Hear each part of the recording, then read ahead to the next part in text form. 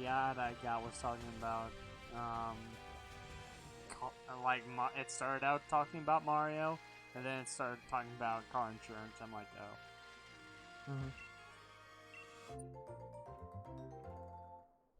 When Flo meets Mario. And my right headphone's dead or something. Yeah. So Yeah. first we started watching something about car insurance, and then it turned into, and then Mario suddenly showed up, and then suddenly it ended up being the Two Bros Game Night stream. Yeah, Two Bros Game Night, sponsored by Mario. Dream come true. Fucking hell, Anyway, we sound fine. Hello, people. It's us, Two Bros Game Night. I'm your host, Younger Bro. I am your other host, Older Bro. And we're back playing some Let's Go. I still can't believe we're done with Let's Go, but I guess I can't let it go. I can't let Let's Go go. We're back with Go.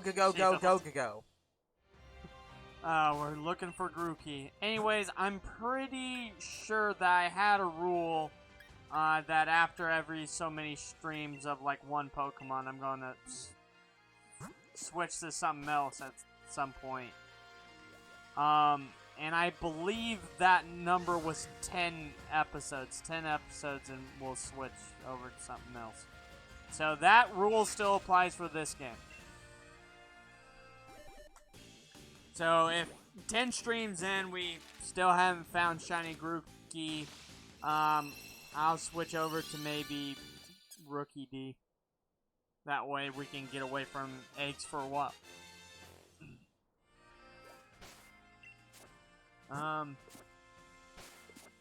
Yeah, the breeding lady hasn't gave me a lot of eggs ever since before the start of this stream. Yeah, I only got maybe 10. Cause she hasn't, like, there's not really a good rate on, like, getting eggs in this game. Like, you just don't get the eggs quick enough. Okay, I'm at a full party.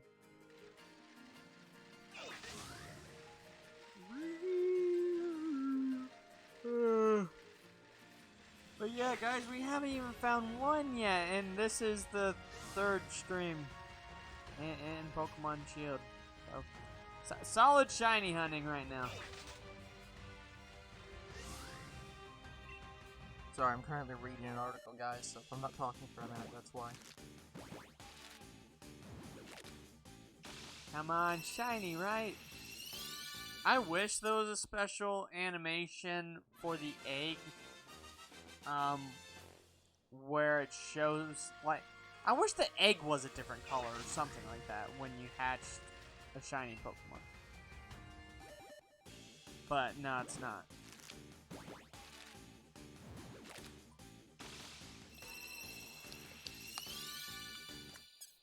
Nope.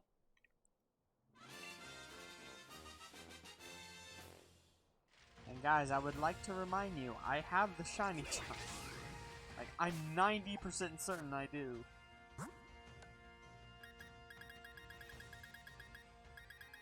And now I'm 100% certain.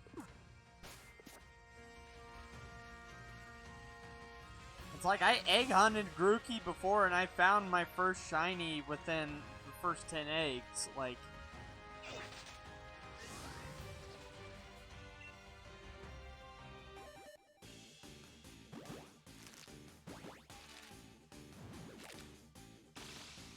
yeah, I haven't seen a shiny all that time.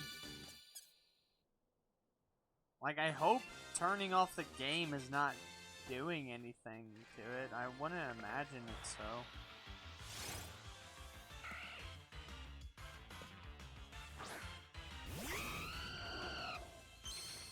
That's right, you're gonna mess with my shiny Talonflame. What now?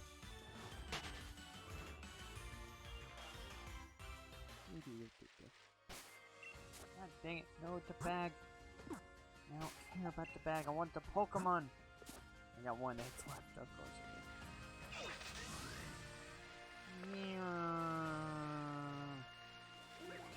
I do. want my shiny Grookey. Huh? What the Pokemon is hatching now?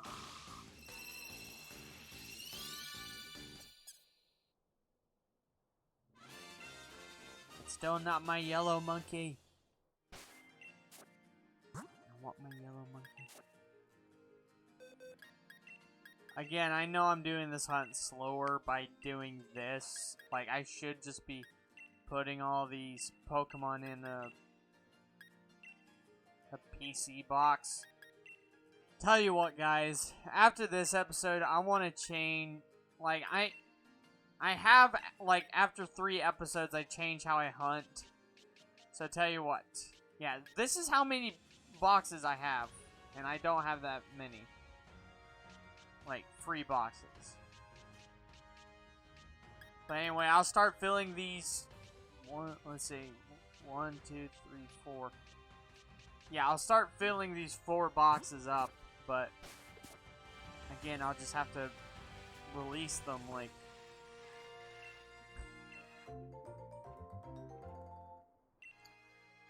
Okay. Sorry. To get a little bit political, I was reading an article on late readings. but yeah, guys, just, I don't have enough boxes to just put all these Grookey I have. No. No. Like, I would have to literally keep all my shiny. I mean, you could bank all your Pokemon That's and what just I'm saying. literally just keep all the Grookey until you That's find the Grookey, and then just be like, and this is how many it took. 785. But yeah, that's what I'm saying. Like, Yeah. I would have to. You'd have to go that level. Yeah. I'd have to basically get all of my shinies and just keep all my shinies banked. And I don't really want to do that. Yeah. Like, I want to have all my shinies in this game, especially Well, I mean, since some can be deleted. I mean, that's the thing, is that it's putting them into banks, not, like, keeping them out of this game. It's just you saying, I'm going to put them here to hold them until I've got them all and then put them all back in this game. Like, I don't think the intent was that you were going to put them all in the bank and then never take them back out again. Because here's the thing, in bank, I can put them in the Pokédex order. Like the national Pokédex order. In Shield, I have to put them in the Shield order, and I'd have to do that every fucking time. And I don't want to do that. That's fair. This is one of the only games that does that thing. Like, I guess we'll see going forward. Because, well, if the Pokemon Company would have well over 1,000 workers, then we would have not ran into this problem. yeah, well, yeah. Again, I don't think the Pokemon Company I don't think Game Freak needs to have over 1,000 workers, but I definitely think Game Freak. Here's the problem: on one hand, Game Freak has a lot more employees than we think they do, because Game Freak doesn't just make the games anymore. They own, Creatures Inc., which does parts of the game, or I think it's Creatures Inc. Creatures Inc. does parts of the games. Hell, Namco Bandai has worked on some of the games before. The Pokemon Company does all the designs for the Pokemon, so every Pokemon Company employee that does that is a worker for Game Freak when it comes to the games. And didn't they just buy another company recently? I can't remember. I'm not sure. But, yeah, like, Game Freak does have a lot of other small companies that help them make these games.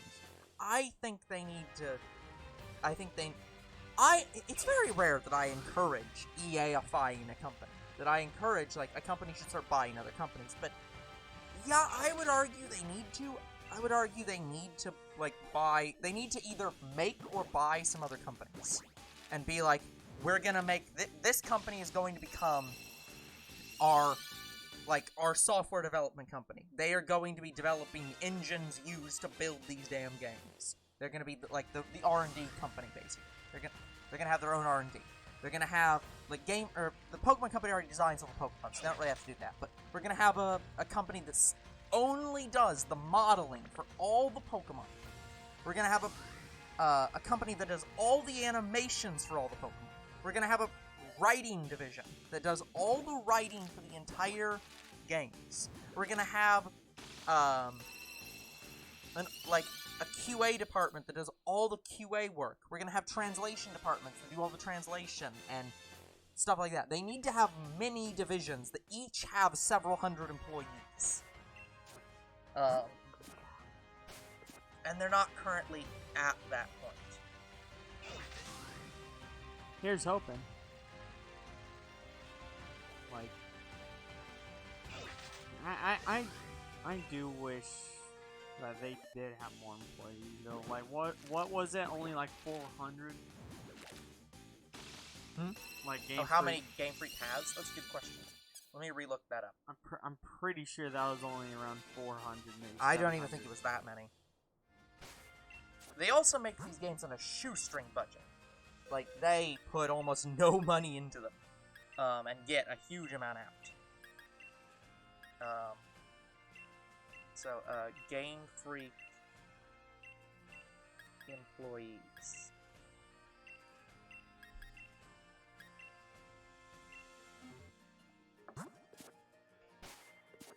We're so close to having the Pokemon remakes, the Diamond and Pearl, next month.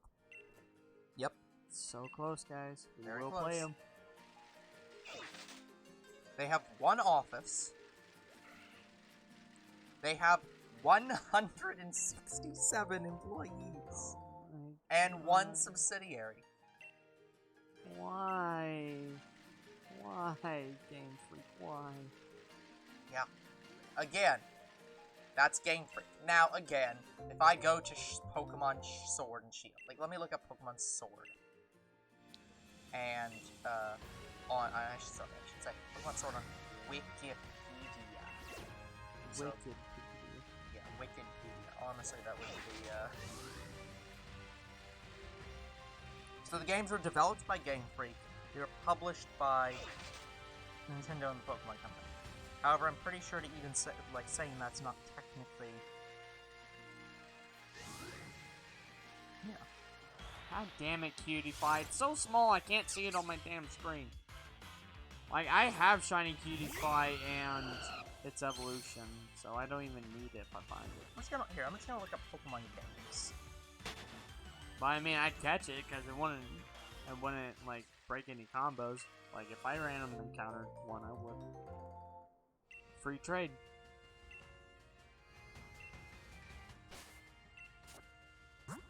So, Pokemon video game series.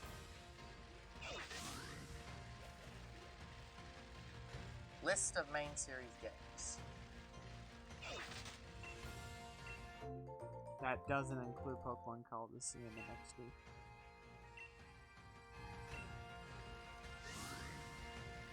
That's true, but it does include the remakes. Which means that it counts Fire Red and Leaf Green and its sequels, which include Brilliant Diamond and Shiny Pearl. And it counts Let's Go Pikachu and Eevee. And it counts Arceus. Oh, yeah. As the main series games. Yeah, as a main series. Yes, that's... Now, I would argue, only the original release of a generation and, like, third versions count as the main game. So I would not even count Fire Red and Leaf Green as main series. That's the remake series. And Let's Go is the Let's Go series. Arceus is not even a main series game. Like, it's a complete side game. Like, I wouldn't even, like, it's not even a normal Pokemon game. Calling that a main series game is like... so good. Yes, but calling that a main series game is like calling Pokemon Conquest a main series game, or I think what Mystery Dungeon. I think what Arceus really is they didn't want to remake Platinum, so they're like, okay, let's do one. But it's on not Arceus. even that. It's like it's like a 1,000-year ago prequel that's not even you like, as a Pokemon trainer. And it's a game that's going to be before. Yeah, it's the first It's games. almost a remake of Pokemon Conquest more than it's a remake of Pokemon. I want to say what Arceus is going to be is you're not, like you said, you're not a Pokemon trainer. You're a Pokemon field biologist. Yeah, it is. Again, I think it's gonna be a great game, but I would not call it a main series game by any metric. It's not even it's as much of a main series game as Pokemon Snap is. Here's what would throw everyone if they had Shadow Pokemon in Arceus. That wouldn't make any sense. This is like thousands of years before Yeah. the modern era. Imagine Shadow Arceus, though. That doesn't make sense, though.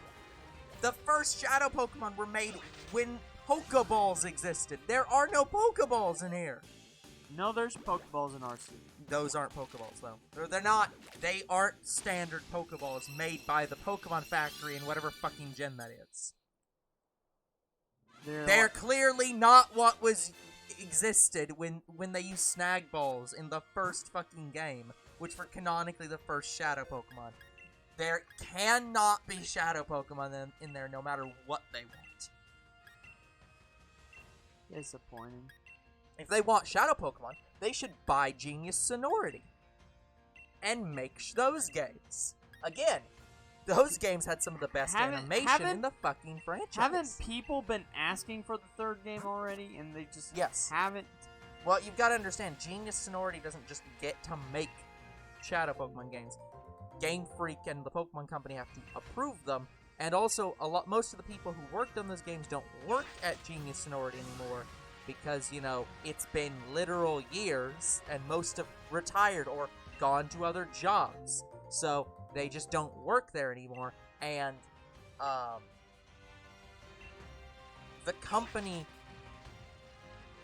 the company just isn't in a position where they could probably even make that game if they tried.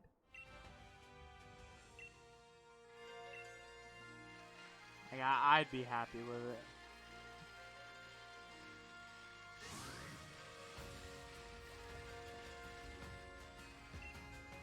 I'm starting to get very pissed off because the games...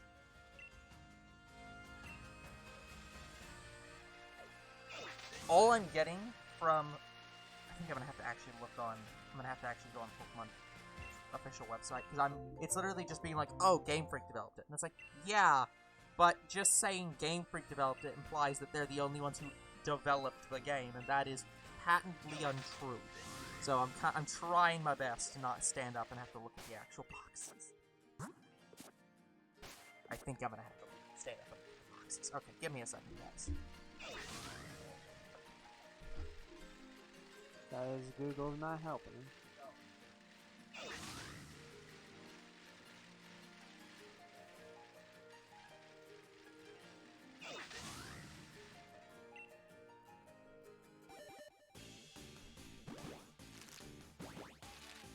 Hilarious thing is these games don't even have Game Freak's logo on them. They have the Pokemon Company, which is technically accurate. That's true. Game Freak develops the games, but the Pokemon Company is the publisher. So, it was made by Game Freak and Creatures Inc. Oh yeah, Creatures Inc. They probably which I knew about.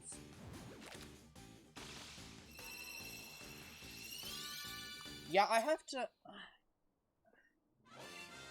And yeah, I don't remember what Koa Games does, but I don't think they actually work on Pokemon. I think they do something else. It's interesting to me that they put French on the games by default, or box art by default. Oh, they do? Yeah, like on the back.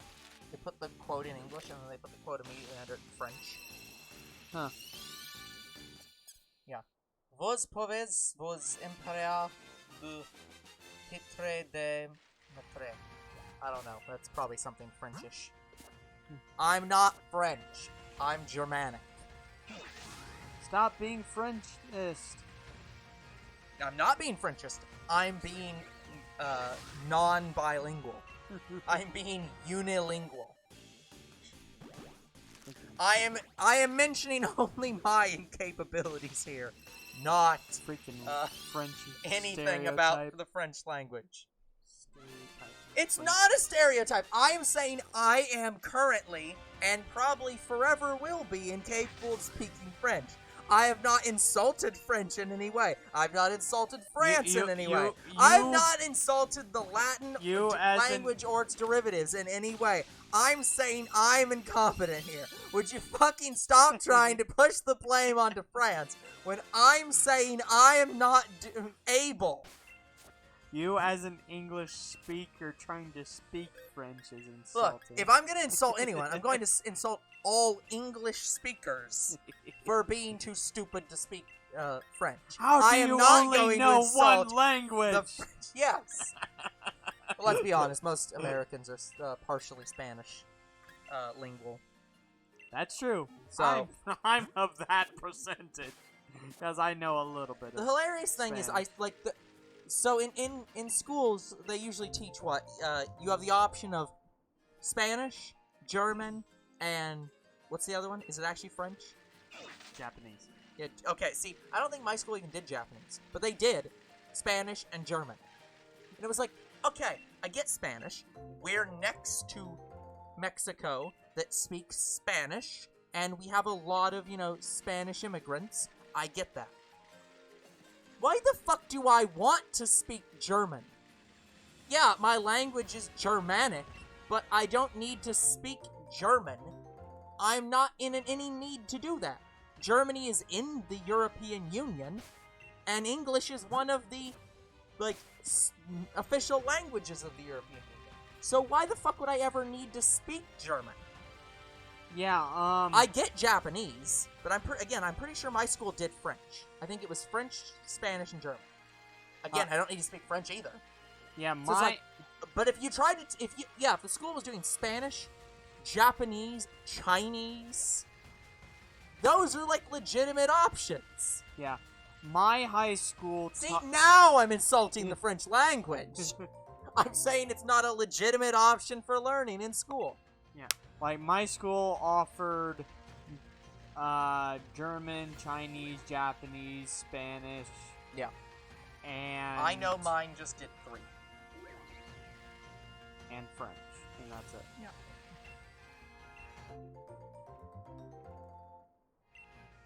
Wait. I think there was an Italian class too. I like how when you Google creatures, it says it's a Japanese video game development company affiliated with the Pokemon company. It's like, the fuck does that mean?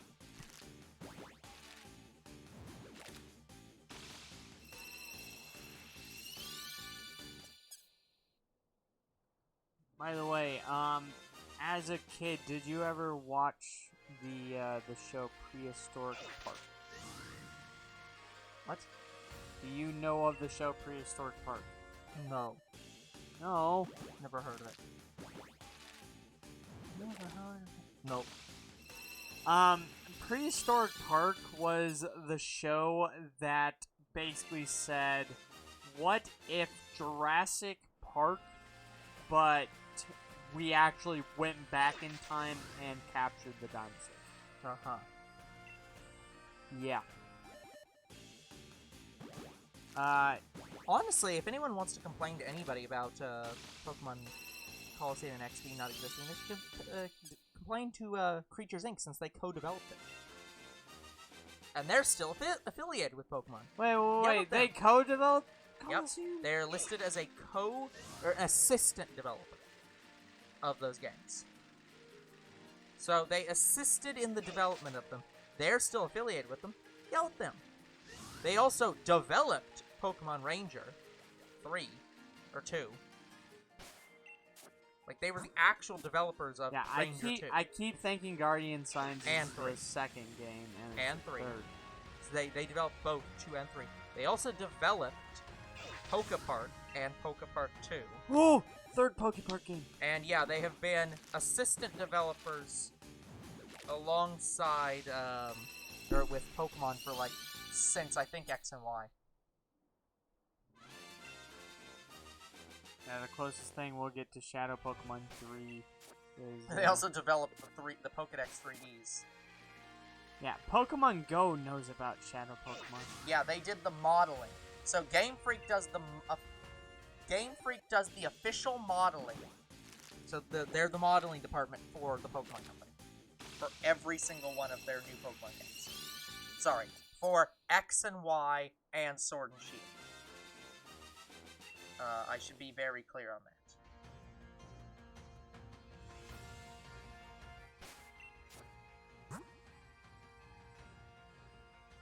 Yeah, so they're the. Remember when I was saying that the Pokemon that Game Freak got really fucking annoyed with their models one day and just said, "Fuck it, we're going to future-proof these models for 20 years." Creatures Inc. Creatures was the ones who did that. Okay.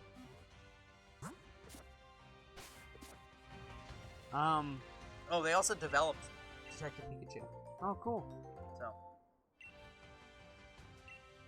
Yeah, going back to talking about Prehistoric Planet,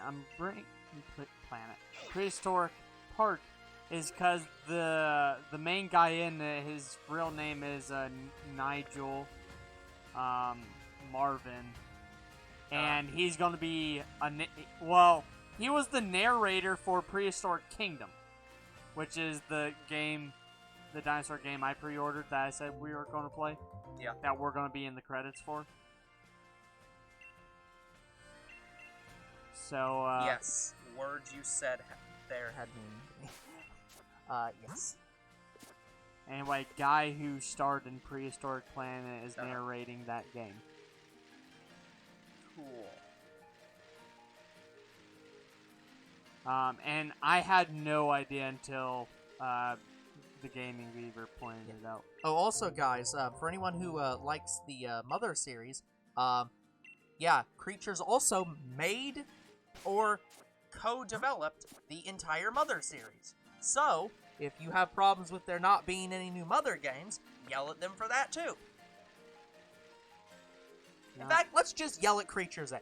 Hey, Creatures Inc., how about you fucking get off your ass and give us new Pokemon Coliseum sequels and give us new Mother sequels? Now, I don't know if I'm confused here. Is Mother and Earthbound the same game? Yes. The official name of the franchise is Mother. It is called Earthbound in the United States. Okay. Now, here's the really shitty problem. So, you know the third game. So, that game is titled Mother 3. It's the third game. What do you think the title would be in the United States if they released it? Earthbound 3. No! Earthbound 2. Because Earthbound, the English game called Earthbound, is Mother 2. Mother 1 didn't get released in the US. Mother 2 did. Then they finally released it like 15 years later and called it Earthbound Beginnings. So we have Earthbound, Earthbound 0, and Earthbound 2 never came out. And in Japan they have Mothers 1, 2, and 3. So the numbering of the whole fucking franchise is confused as hell. Because it doesn't know what game we're supposed to have. What the hell? So, yeah. That's why whenever we play those games, I have to put in the title Mother 1 Earthbound Beginnings. Because the game doesn't fucking know what it is. The game doesn't know what to call itself. In all honesty, I probably have just called them Mother 1, 2, and 3. Because in the US, Mother is almost as well known as Earthbound as the title of those games. Okay. Like, it is that well known. Like, Oddity, the game that still hasn't released, that was basically just fan-made Earthbound, called itself Mother 4. Like, their official title was Mother 4 until they changed it. I don't even think they were legally threatened to change it. They changed it because they were like, we want to sell this game, and it is accurate to say we're designing this game to be Mother 4. Like, in every single way except, using actual trademark. They're using the trademark basically as a, like Mother.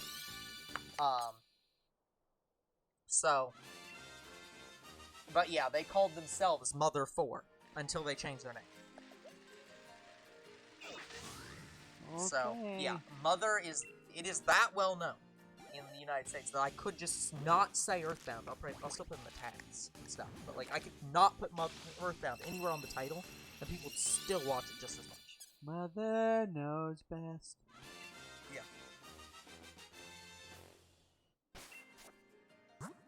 we live in a depressing universe, guys, where some of the great games died too soon. But yeah, I looked up any potential release for a third Coliseum game, and I haven't seen any proof of it. Say again? Like, I tried to see if there was, like, a Pokemon game in development besides RCSN. The Diamond and Pearl remakes, and, like, there's not even a hint to the third Coliseum game.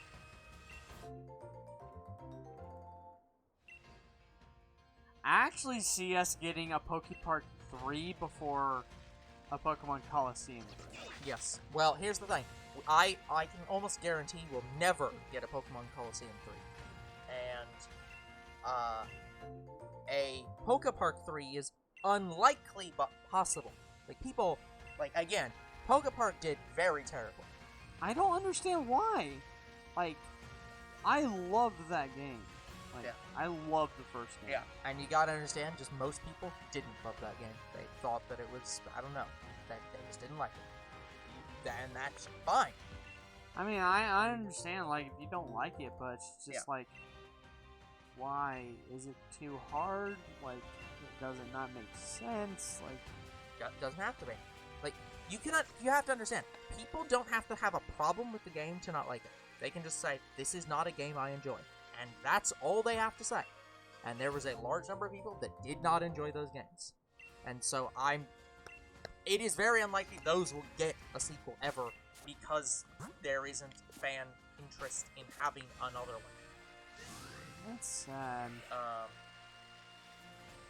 But, yeah, there's, like, no chance you're ever going to get a Coliseum. And, again, guys, I will... Younger Bro's saying here, like, oh, I want a Pokepark 3, I don't understand why there wouldn't be one. I'm sitting back here saying, I don't understand why there won't be a Pokemon Coliseum 3, because everyone loves the Shadow Pokemon. Hell, Niantic put it in their fucking game because they knew the fans wanted them. The fans wanted them so much that Niantic had to release a notification to everyone saying, please stop not purifying your Shadow Pokemon. They are suffering. Like, people like them that much, and they will not make a sequel. Like, just, like, I don't understand it. It's like, And we I get finally the game. got our I Snap get the Game sequel. Freak. Yeah, I get the Game Freak hates their mechanics. They hate specifically redoing their specific gimmicks ever again. They're like, no. Once we've done a gimmick in a generation, it stays there. But, like, if there's any gimmicks that I think almost anyone would be like, yeah, I like those gimmicks. Primal Pokemon, you can throw out the Mega Stones specifically, but just the Primal forms and the Shadow forms, yeah, most people actually liked those. You could bring those back. In fact, you could make every Pokemon have a Primal and Shadow form, and I think no one would be angry. Oh, imagine, okay. So, imagine a region where all the Pokemon are Shadow. Yeah. And you have to purify the entire region. Like, imagine that. Be interesting. Game Freak, you have my permission to use that idea. Make your new generation. You have our that. permission. They haven't even fucking had interest in doing that idea. I don't think they care to use it. Shadow Pokemon. Shadow Pokemon. Yeah, the Oddity Twitter hasn't even posted this year. For Oddity. oh. To be fair, they are literally 8 people that are unpaid and just working on this as a hobby. And they have been working on it for actually 10 years now. Yeah, It is very possible we'll never get this game. I want to say in order for us to get a Pokemon Coliseum 3, it would have to be like a Diamond and Pearl remake situation where they just gave the license to another company. That's the thing, I don't think it matters. It's...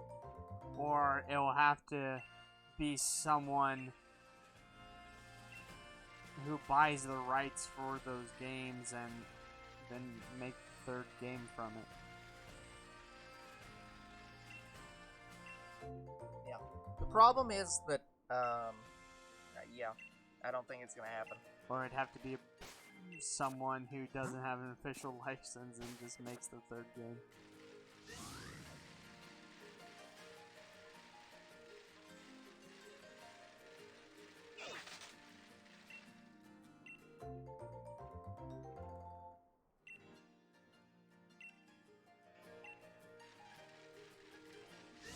Yeah, again, I love the fact there is an official wiki for Mother 4 / Oddity. A game that has been in development for 10 years and has not released and has no immediate signs it will ever be released. There is still a full Wikipedia for it. It's just like, my god, people.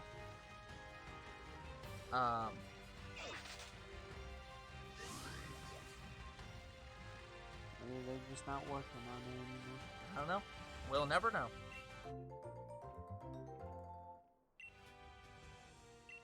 It is difficult to, it's difficult to know when the developers haven't said anything about it, and, again, probably never will. Because you gotta understand, Oddity, there are a lot of developers out there that I wish had more active communication with their, community. I know. Like, one of the ones that, like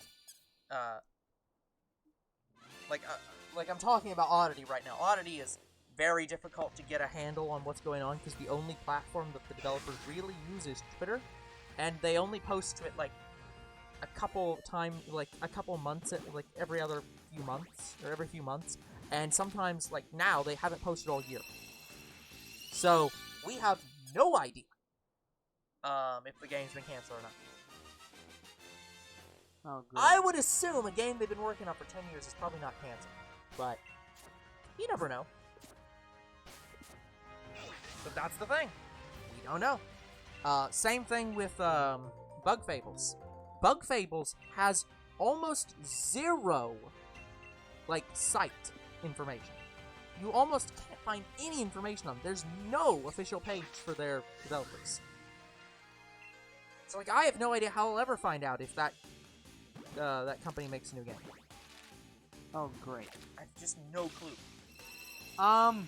I don't know how well that game was received. As far as I'm aware, it was received very well, but I'll say. Watching you play the game made me want to buy it. Mainly because of V. Yeah. I do plan to own that game at some point in the future. Not the near future, but future. But, yeah, just... I liked it. It did really good. Yeah, I'd say... The only complaints that people had was, some people said that the platforming wasn't the best, and, they had some troubles controlling, V's boomerang, because it's, because it has the paper aesthetic, it's very difficult to know what direction you're throwing in, because it's very flat, but, yeah. Even ignoring that, yeah, it got, 80s, solid mid-80s. The PS4 got a 79, but that's it.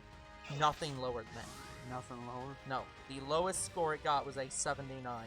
Yeah, I could imagine a sequel for that game. Yeah. I cannot imagine the developers are not going to make a sequel from it, because they made that just to have more Mario, right? Yeah. Well, yeah, basically. They were like, hey, we liked Paper Mario, so let's just do that. Let's just make more Paper Mario. The Paper Mario developers don't seem to want to make these kind of games anymore, so let's do it. And they did, and it was fun. Yeah, I hope for Bug Fables too. Yeah. Okay, I'm very scared to ask this. What the fuck is the Amazon Luna?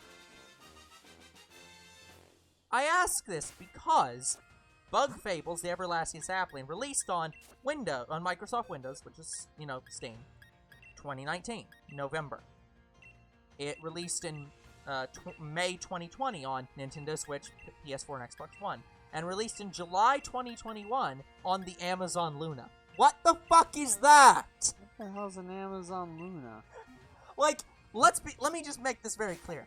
The fucking Google Stadia is not a real console. I have, not many people play on Stadia. It is going to be discontinued, I guarantee it. But I've heard of it. What the fuck is Amazon Luna? I've not heard of it at all. I don't know what the hell it is. At least I've heard of Stadia. I don't know what I'm gonna look it up. Yeah, what the hell? What the fuck is that? Never in my life have I heard of it. It must be a new console that came out now. Otherwise, I haven't heard anything about it. Why hasn't Breeder Lady given me an egg yet? I have 0 eggs right now. Oh, here's why we haven't heard about it. It launched last year. Never mind. I thought I was saying 2 days ago, but no, it launched a year ago. A cloud gaming platform developed and operated by Amazon. Okay. Well, here's the weird thing about this description. Here's why I was very confused. It says it was announced September 2020 with early access available to subscribers by invitation on October 20th. Amazon Luna will have 100 games at launch. $5.99 a month. It's like, what do you mean will? It's out!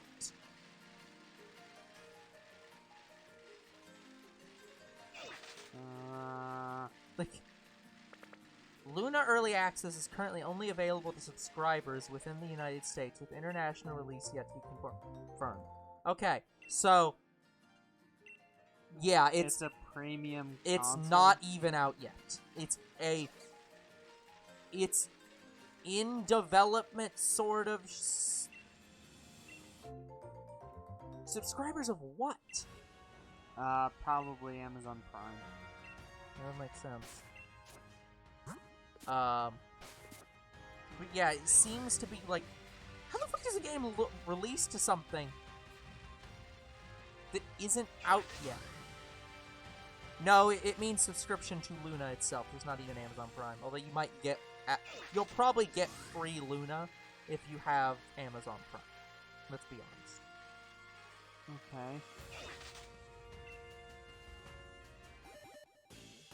Yeah, that sounds like a console. It's in early access. It's not even fucking available yet. Yeah, I don't even want it. No. It sounds. You gotta understand. I don't fucking want Google Stadia. Okay, you have to understand. Again, more than 75% of the United States does not have access to high-speed internet. Or at the very least, not high enough speeds to stream a video game.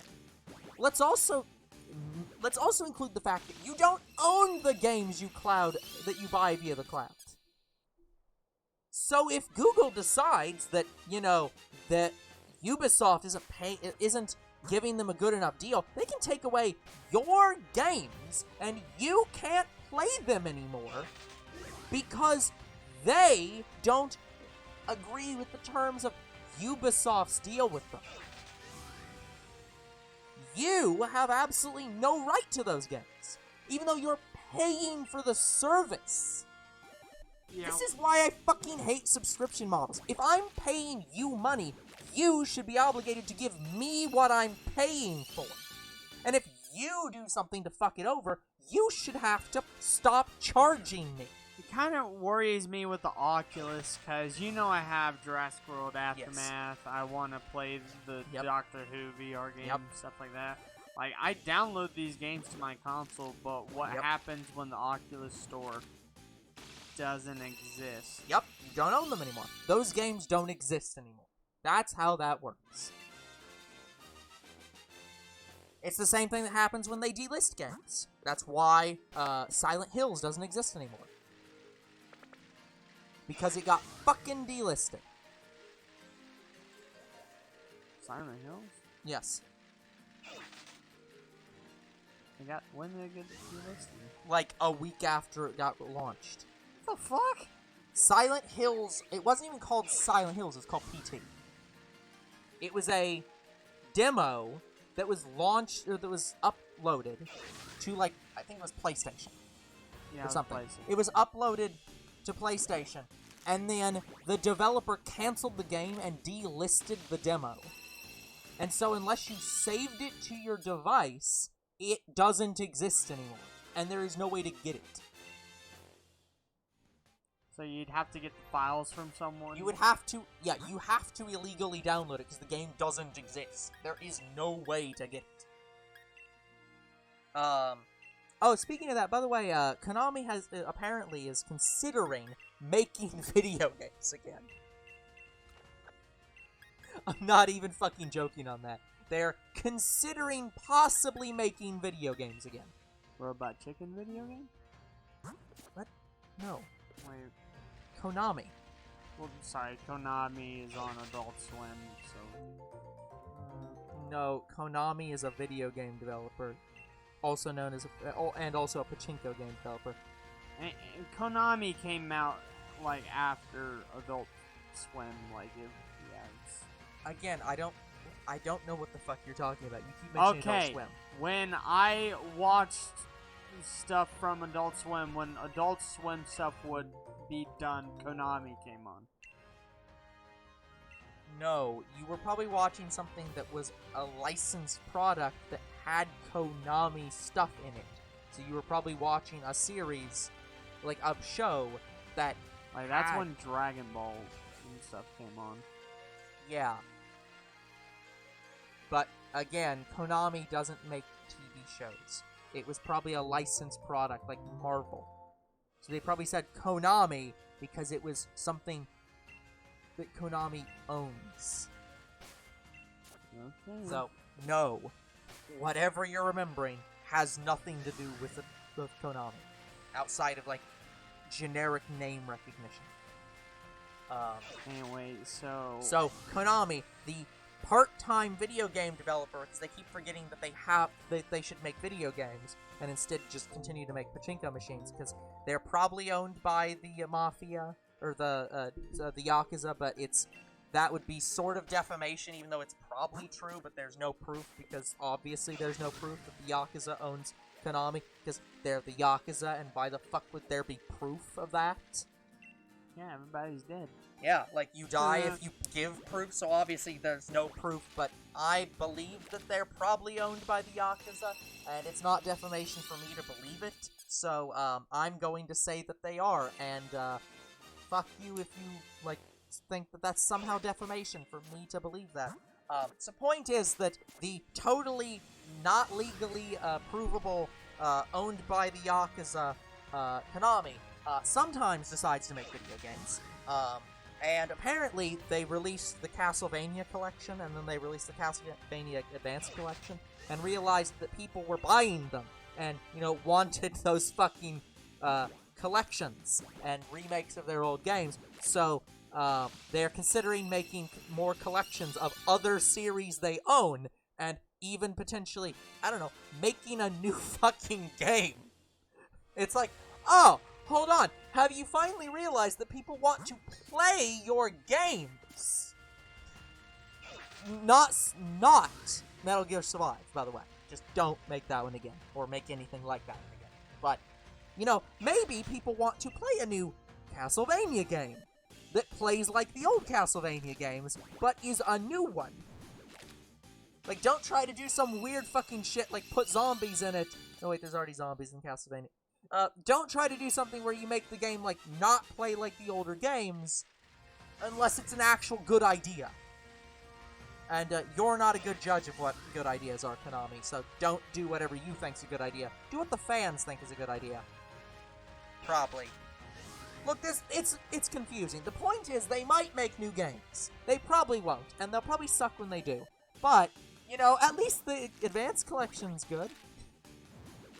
Yeah, like, you talk about Castlevania a lot. I don't know a lot about it. I know it exists, and I have not played any Castlevania games, ever.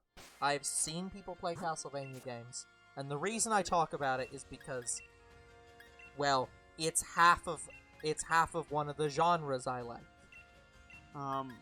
But yeah, like It's kind of hard to not talk about, Castlevania when I like playing Metroidvanias. Like, the only thing I know about Castlevania is some of their characters got in Smash. Yeah. That's it. Yeah. Basically, here, I'll try to sum up the entire franchise in a very simple way. Dracula exists, and the church wants to stop Dracula from being revived, so you, a member of a family that has a bloodline descended from, like, one of the original, like, people who killed Dracula, are, like, that's the best way to word this. Your family was chosen by God to permanently prevent Dracula from coming back, and so you do that. Okay. And that's the story. It's also where Alucard comes from. Not the Hellsing Alucard, the actual Alucard. Yeah, that's the other thing I knew about. It's the Alucard, from what I understand, in the Castlevania games is weird. No, it's Alucard from Hellsing is weird. Alucard from the Castlevania series is the original Alucard. He is? Yes. Well, he's more original than Hellsing's. Castlevania's been out for, like, over 40 years. Yeah, I thought Alucard in the Castlevania games, like, it had a weird thing about his character, and I don't remember what it was. He's just Dracula's son. Like, it's not, it's very, very simple. It might have been that. It might have been because he was Dracula's son. Yeah, that's just it. It's... Yeah, I guess I find that weird because in Hellsing they're the same person. Yeah, and Hellsing's the one who changed that. That was not originally correct. It's like, that's Hellsing's fault. It makes sense, because one's literally just the other's name backwards, so you'd think, yeah, maybe they're the same person, but no, he's just that fucking... Is it weird that I kinda like Hellsing's idea for Alucard better? Yes, it kinda is weird. But also no. Well, I mean, the bridge made it better. Please, call me Thrak. Yeah. Yeah, I'm gonna actually look up Alucard. To be fair, that's not even his actual name. His actual name is Adrian, I think. Yeah, I don't know Dracula's real name. Oh, I can't confirm or deny your information. Well, the reason I know is I'm literally looking it up here. Oh.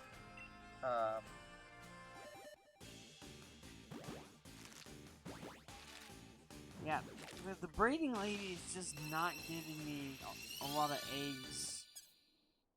Like, I don't know what her deal is. She's just taking forever to give me the next egg. I don't know why.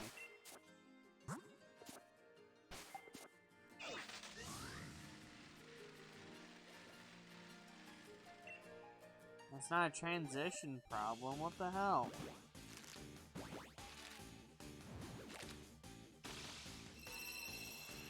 What, is she deciding that I've given you enough eggs or something?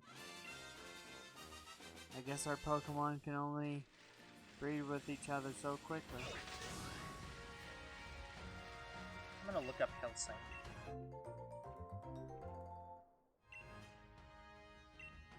Yes, Hellsong. Totally what I typed. Yeah, I understand why Hellsing didn't get a continuation. Like, they had one OVA, but that's it. I mean, there wasn't really anywhere for them to go, was there? Like, he Mm. came back. What do you want to go from that? I mean, they could have, I don't know, went down. Like, they didn't even have a spin-off or anything from it either. Like, we couldn't just see a show just about the police girl. No.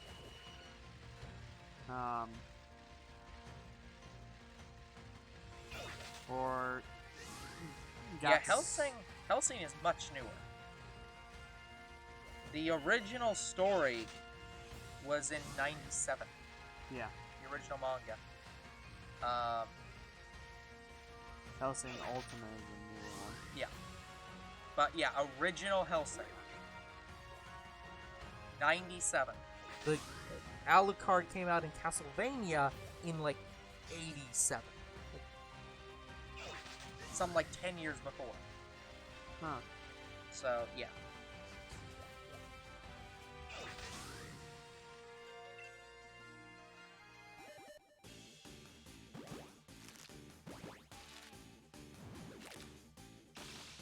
But yeah, like, I watched the first episode of the original Hellsing, and it was so fucking boring. Like, it was probably one of the most boring anime I've ever seen. In fact, it was so boring, I didn't continue watching after that. Yeah. Yeah. Like, that's how bad it was for me. Yeah, there you go. We should review the original Hellsing. I'm trying to see if there's any references to Alucard being, you know, the Castlevania name. But, like, I'm actually seeing very little.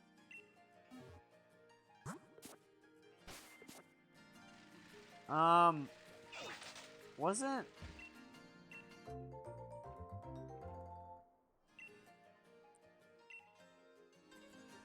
Wasn't there, like, a real-life Dracula in real life? Yeah, Vlad Tempest was a real person. So I'm guessing the legend came from his son, then. I don't know. I think that... For Alucard. I think Alucard was literally just a person created by... Like, I'm not seeing any history about, like... I'm just gonna type in Alucard... inspiration.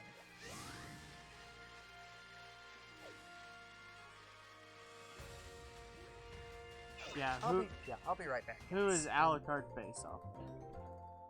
Happy?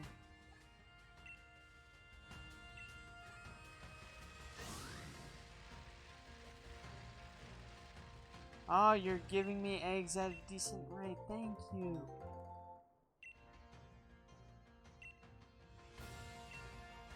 I think that's full party right there. Yep. Okay, while older bro's going to the bathroom, I'm looking something up.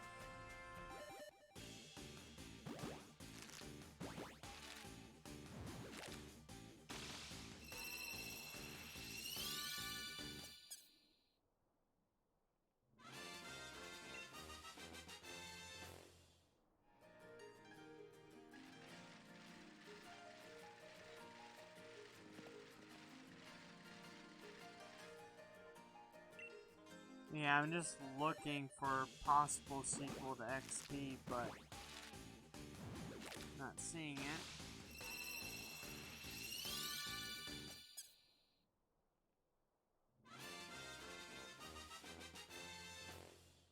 Let's see Pokemon 3.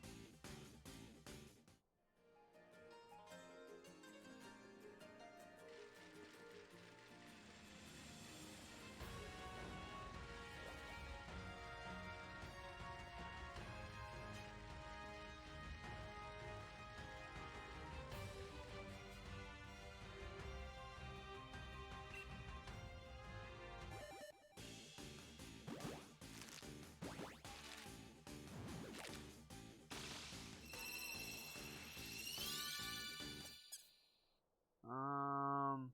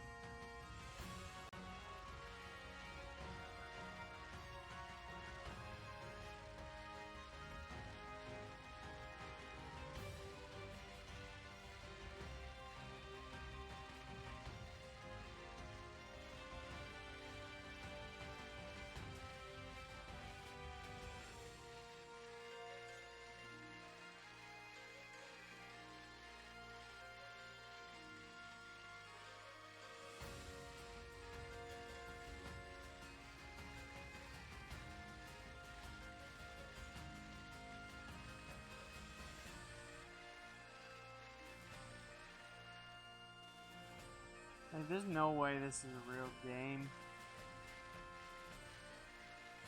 Like, there's...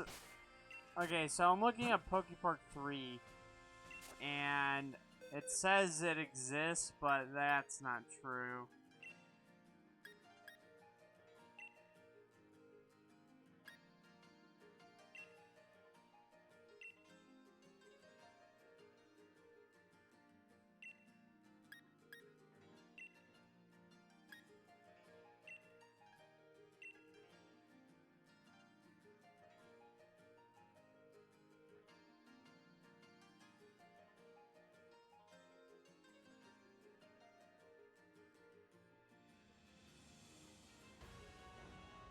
Like, I keep seeing stuff about Pokepark 3, but...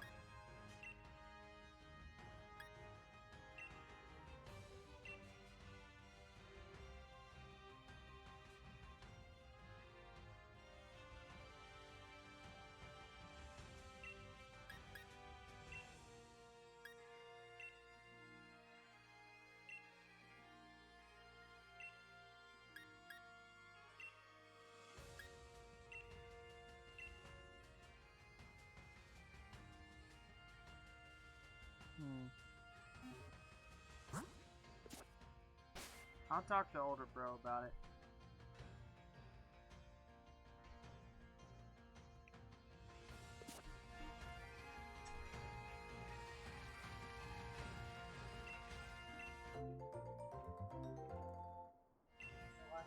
I have confirmed, by looking up more information on Alucard, that there's actually an even older source of Alucard,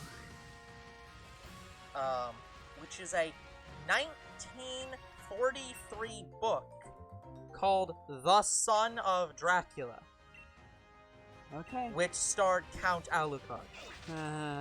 So, I can confirm that... He was not real.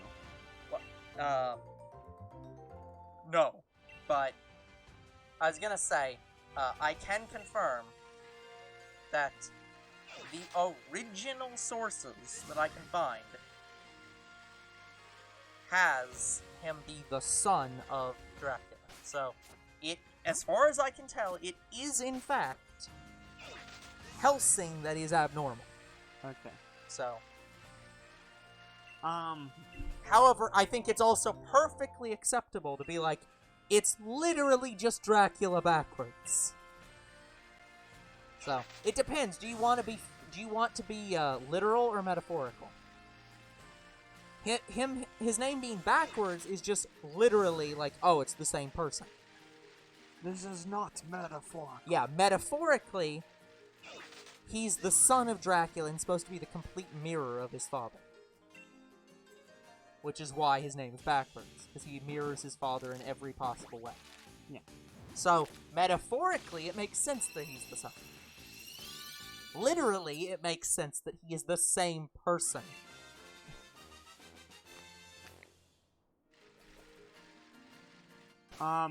Anyway, so I was looking up information on Poképark 3. Uh-huh. Okay. I'm pretty sure it was an April Fool's joke. Yep. Or something. Because it's from Fantendo. Yeah, so I assume that it's a joke. Because, well, some of the first lines was, it was the first game on Nintendo Switch. And I knew that was wrong. I'm like, no. Yes.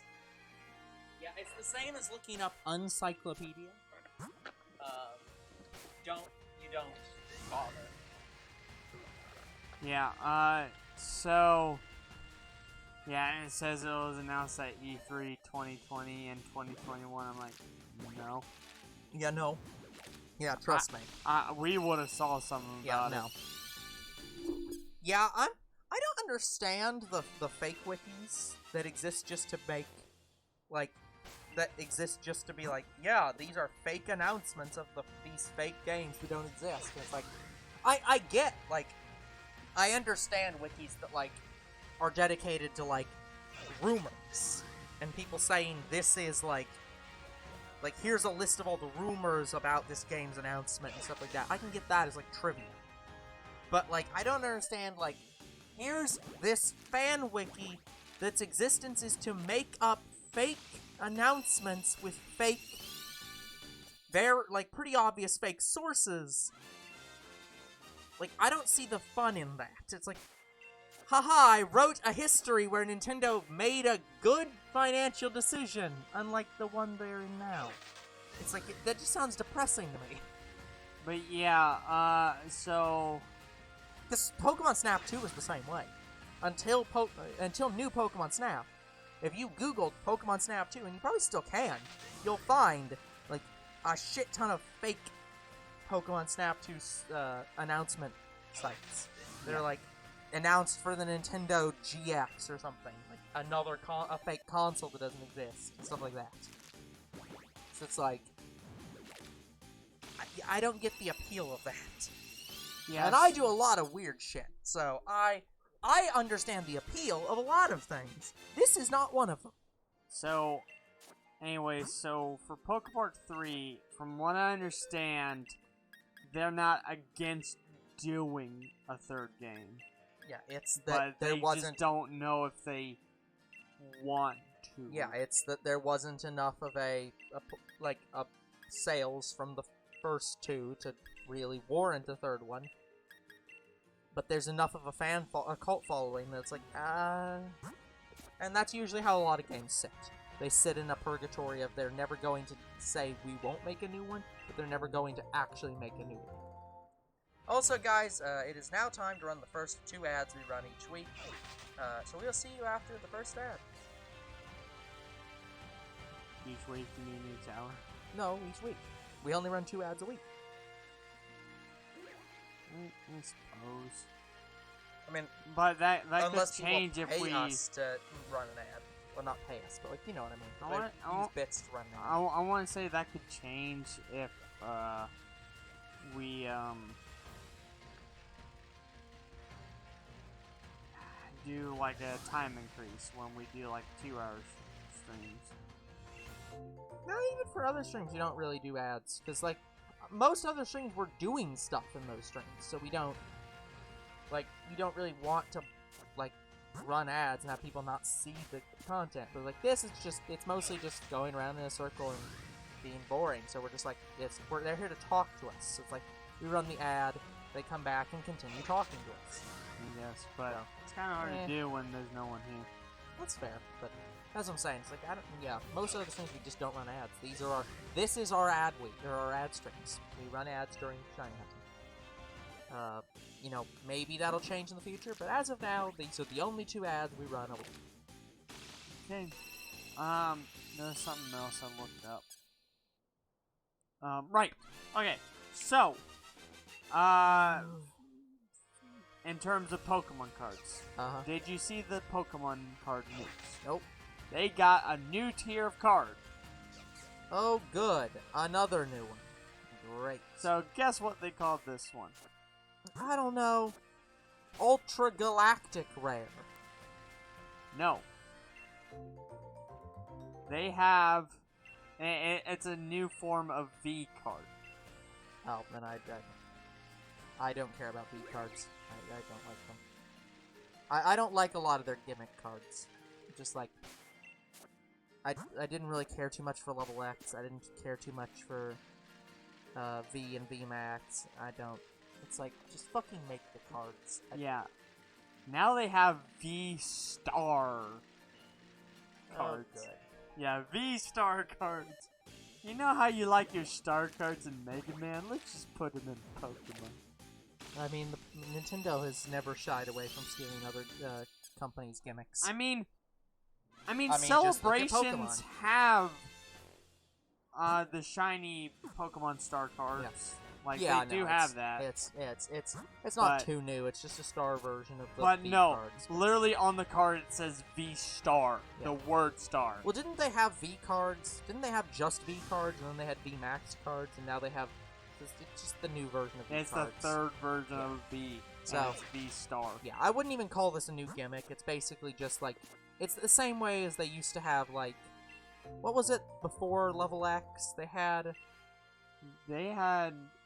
regular EX, that's not. Yeah, they had EX, and they've had Level X, and they had GX, and they're all basically the same thing. There's GX cards? I think they were GX. So the point is, they've oh, had, like, right. Yeah, GX is newer. Yeah, so it was like Sun and Moon. Sun and Moon cards. It's like they keep doing the same thing, but they change the name for no reason. It's just like, just do them the same. I don't, like, yeah. So I don't really care that much about V cards, because they're just the new version of Level X cards, and...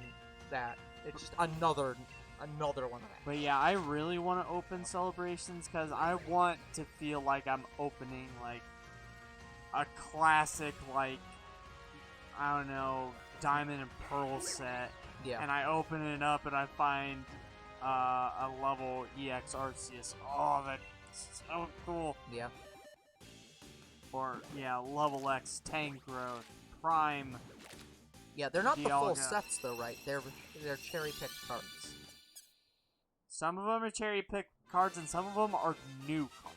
Well, yeah, but the point is, they're not releasing the full actual sets as new sets. They are taking cards out of the sets. No. Because if they actually did like a... Yeah, I think they just hand-picked cards out of certain sets and made it into Celebrations. Because it would not make any sense to do that. So, I know they have Diamond and Pearl sets. They have first generation sets. Yeah, base one. No. Actually, it's Jungle, Fossil, and maybe base set 2. Well, most of those were base 1 though. Jungle, like that's the problem with the original set of Pokemon. They didn't actually have to take base 1 because most of the base 1 cards were all reprinted into Jungle, base set 2, and other sets at the time because Wizards of the Coast just kept redoing the exact same cards, literally the same card, and just put a different logo on it. So it was like, so sometimes they didn't even have to pull cards from base set 1. That's just the same fucking cards. But yeah, they even have stuff from like Omega Ruby and Alpha Sapphire. Like those are the shiny cards. I'm pretty sure. Yeah, it's a celebration of the trading card game. Yeah. And oh, I can't wait. Like, I think there's an Arceus box for Celebrations, and I know there's a Pikachu box, and I want both of them. Yep. How nostalgic is it that you can see Prime cards again? Like, Yep. I thought you weren't bringing back. Yeah, they brought back the gimmicks for the card game. Why not? Oh, they do that all the time. Main The series card game, they do it all the time. But no, the Pokemon. That's the thing. The Pokemon company doesn't mind bringing back gimmicks. Game Freak doesn't like bringing back gimmicks. And I understand Game Freak's argument. Game Freak makes the games for the biggest media franchise in the world. And they have absolutely no idea why people like them. They don't know. So they are afraid to make any permanent change to the franchise, because if they make a permanent change, that means they risk losing people. So they have to keep undoing their gimmicks. They have to make new gimmicks every single time to interest new people, but have to promise they'll never come back again to keep the people who don't like them from hating them. They can't make a permanent change, because if they do, they risk losing the franchise. Here's the thing, I don't think there's just like a one reason. No, there isn't why a one reason. People like Pokemon. There isn't, and that's the problem. Because when you have one reason, you can just do that. Mario has one reason why people like it. One. And they keep making that same exact game over and over and over again. And will continue to make that same game over and over and over again for the rest of time. They have found exactly what people like, and they will make that same thing forever. That's the same reason why Mega Man has 11 games. And then they also have another 10 or another 8 games as Mega Man X, which are basically just the same games again. And they also had ZX, which are basically just the same games again. Yeah. They have like over 25 different games that are the same game again. And people keep buying them because they like that game. They found the one thing that people liked, and they kept making it over and over and over again. Pokemon Company doesn't exactly know how to do that. They're like, well, we know people like the Pokemon, but they like the Pokemon they like, so we have to make all these new cool designs and hope they like these. And we also have to not fuck with, so we can't fuck with the designs too much, we have to play that safe. And we have to play safe the game balancing, and we can't take too much away, but we have to take some things away, and we have to make some changes. But we're not going to make too many, because that will scare people away. And we gotta keep the games easy, because kids like to play them. But, you know, fans really want to have some harder parts of the game. So we're going to add something that's a little bit more challenging for them. But we're not going to make the games harder, because then young kids won't play them. And etc., etc. Yeah, I want to say for me personally, why I like Pokemon is the collecting. Yeah. Like, I find collecting Younger Pokemon bro very is an old addictive. school player. There are definitely gotta catch 'em all players that still exist in Pokemon and will forever. And there's definitely people who like them for the story. Although good luck with that. Like, Game Freak's not that good of writers anymore. I do also like Pokemon because I do like characters from the story too. Yeah. But yeah, just the collecting of all the Pokemon is just very addicting to me, and I love it. Yeah. Like, that's why I shiny hunt. Because getting the shiny Pokemon, collecting all the shiny Pokemon is like an achievement. Yep. Like, to me. Yeah.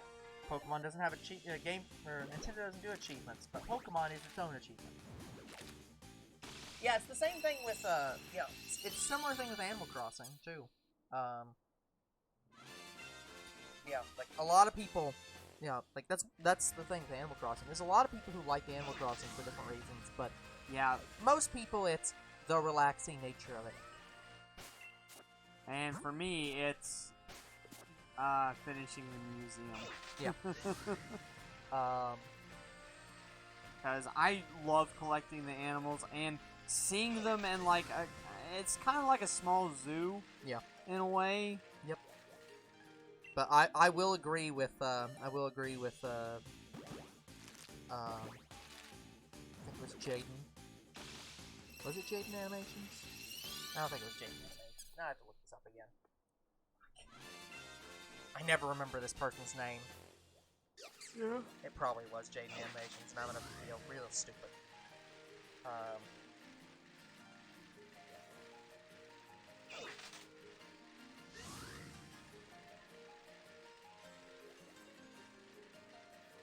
Yeah, guys, I heavily want to buy more Pokemon cards for you.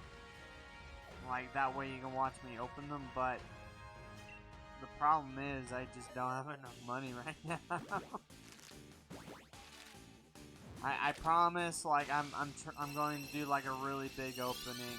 Like, the next recording I'm doing is a big opening. I promise. Yeah, it was Jaden Animation. So, yeah. I'll agree with Jaden Animations. I really wish that the Animal Crossing characters had a bit more personality. Oh, yes. Although, let me say it this way. I don't think it's true to say that there are no Animal Crossing characters with personality. I don't think that's fair to say. But I think a lot of the villagers have no personality. They cycle through like 2 or 3 dialogues, and they're very boring to talk to. But some of the, like, other NPCs have a lot of personality. For example, love the fucking bug-catching contest guy.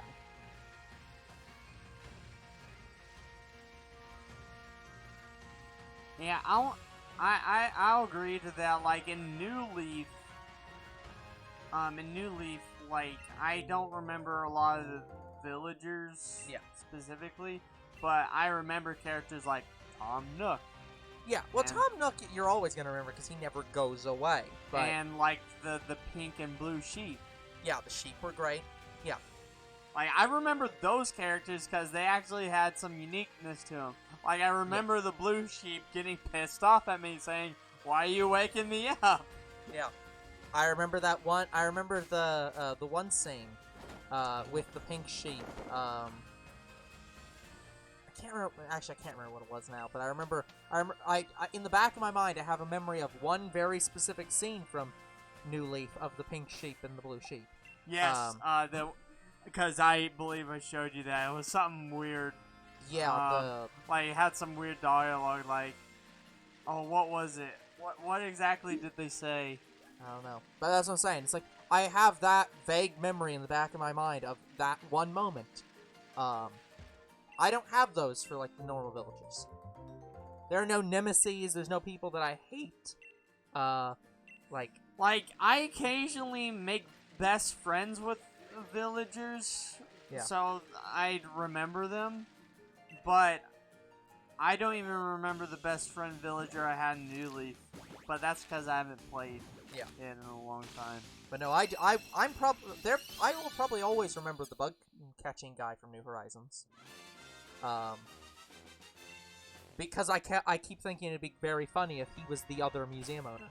I'm always like, yeah, it's fucking annoying that the museum is only open during, is open during the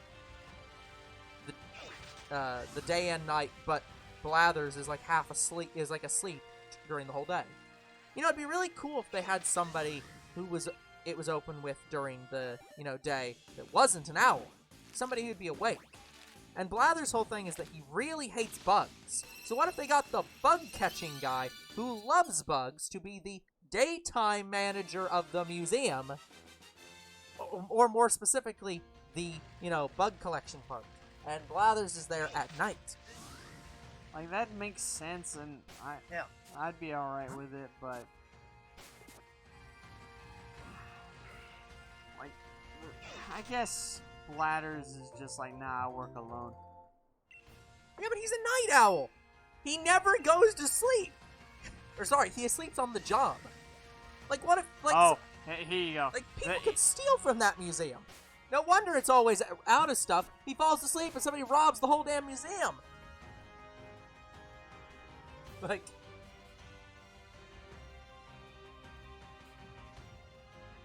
Oh, that's gotta be it. Yeah, it's like...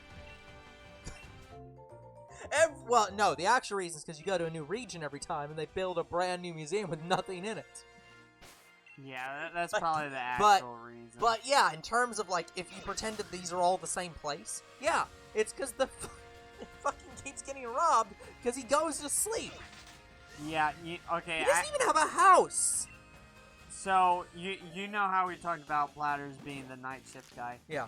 Maybe a good, like, day shift guy who could be a bird character would be, like, a rooster. Well, they even had another bird character. Didn't they have, like, a... But they had a seagull. Well, they had the, because they didn't even have Blathers in one of the games. They had his granddaughter or whatever. The one owl. What? Yeah, remember they had the one where it was like I think it was like a pink owl or something? It, like, was Blathers, like, daughter or sister or cousin or something. I've like, seen they the had another fucking owl there. I've seen the character, but I don't think I've ever played a game with her in it. I don't remember what her name is. I'll just look up Blathers and find her relative. His relative. Her, the relative.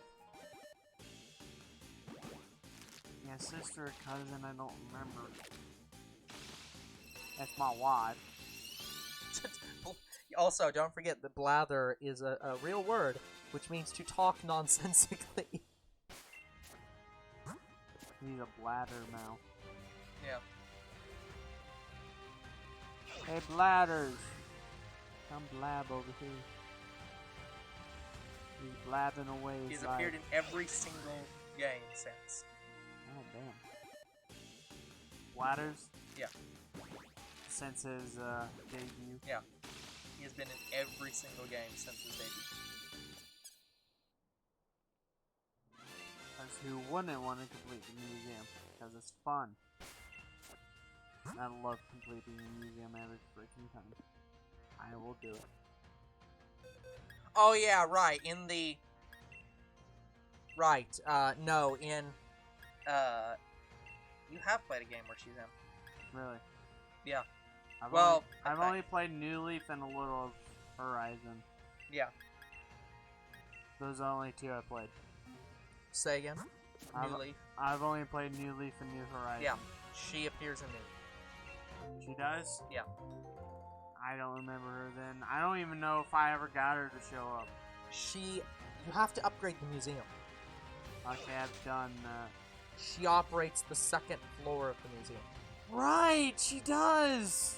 Yeah. She does! Yeah. Oh, I completely forgot about her. And she's Blather's sister. Yes!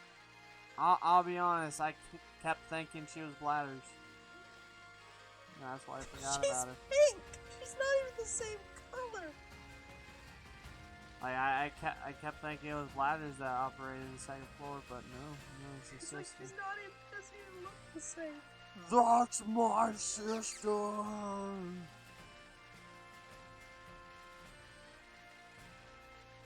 But yeah, it's like, no. Why isn't the breeder lady giving me the next egg, for Christ's sake? You don't need one. I only have 2. Yeah, Animal Crossing, I think, officially calls them special characters. Special. Yeah. Which includes people like, Bianca. What? Bianca the cat. Her name's Bianca? Yeah, she is the April Fool's Day host. I didn't know Bianca from Black and White was in there. No. Sorry, I only had one groupie. She didn't give me a single egg after one. What the hell? Give me the next egg!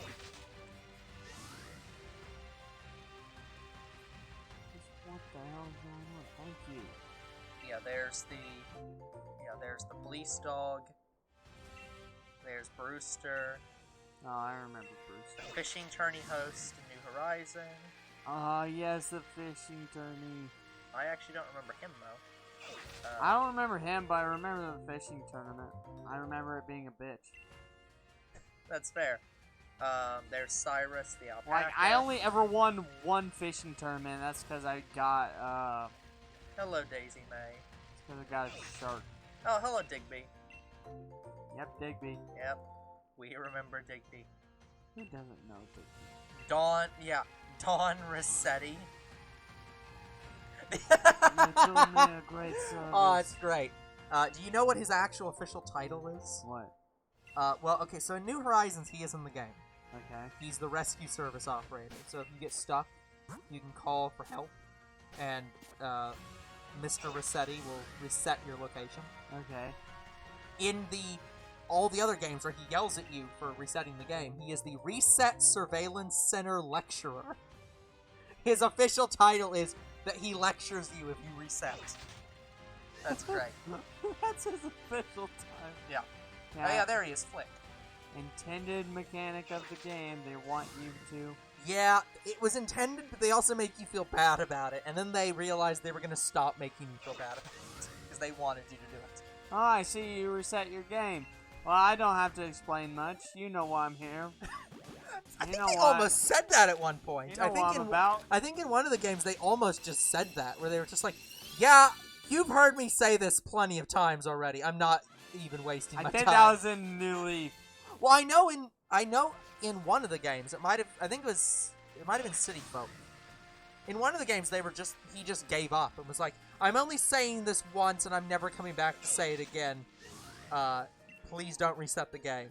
And then he never shows back up if you reset the game. Oh my god. Because he's like, no. Nope, you know what They already knew that no one was going to listen. Listen. Oh, did you see how much it's gonna cost to get the Nintendo 64 games on the Switch? Here's a question. Why the fuck is it going to cost money? If you're paying for the subscription, why the fuck aren't you getting them for free? But yeah, it's going to cost an extra fee for the Sega Genesis games and the... Oh yeah, I did know about that. $50. Yeah. God. Yeah, how about this, Nintendo? How about this? I'll pay you $50, and then you give me a fucking site that I can buy the fucking games from forever, and you fuck off! Like, I'm goddamn sick and tired of the fact that Nintendo can't fucking understand I will buy the games and then own them.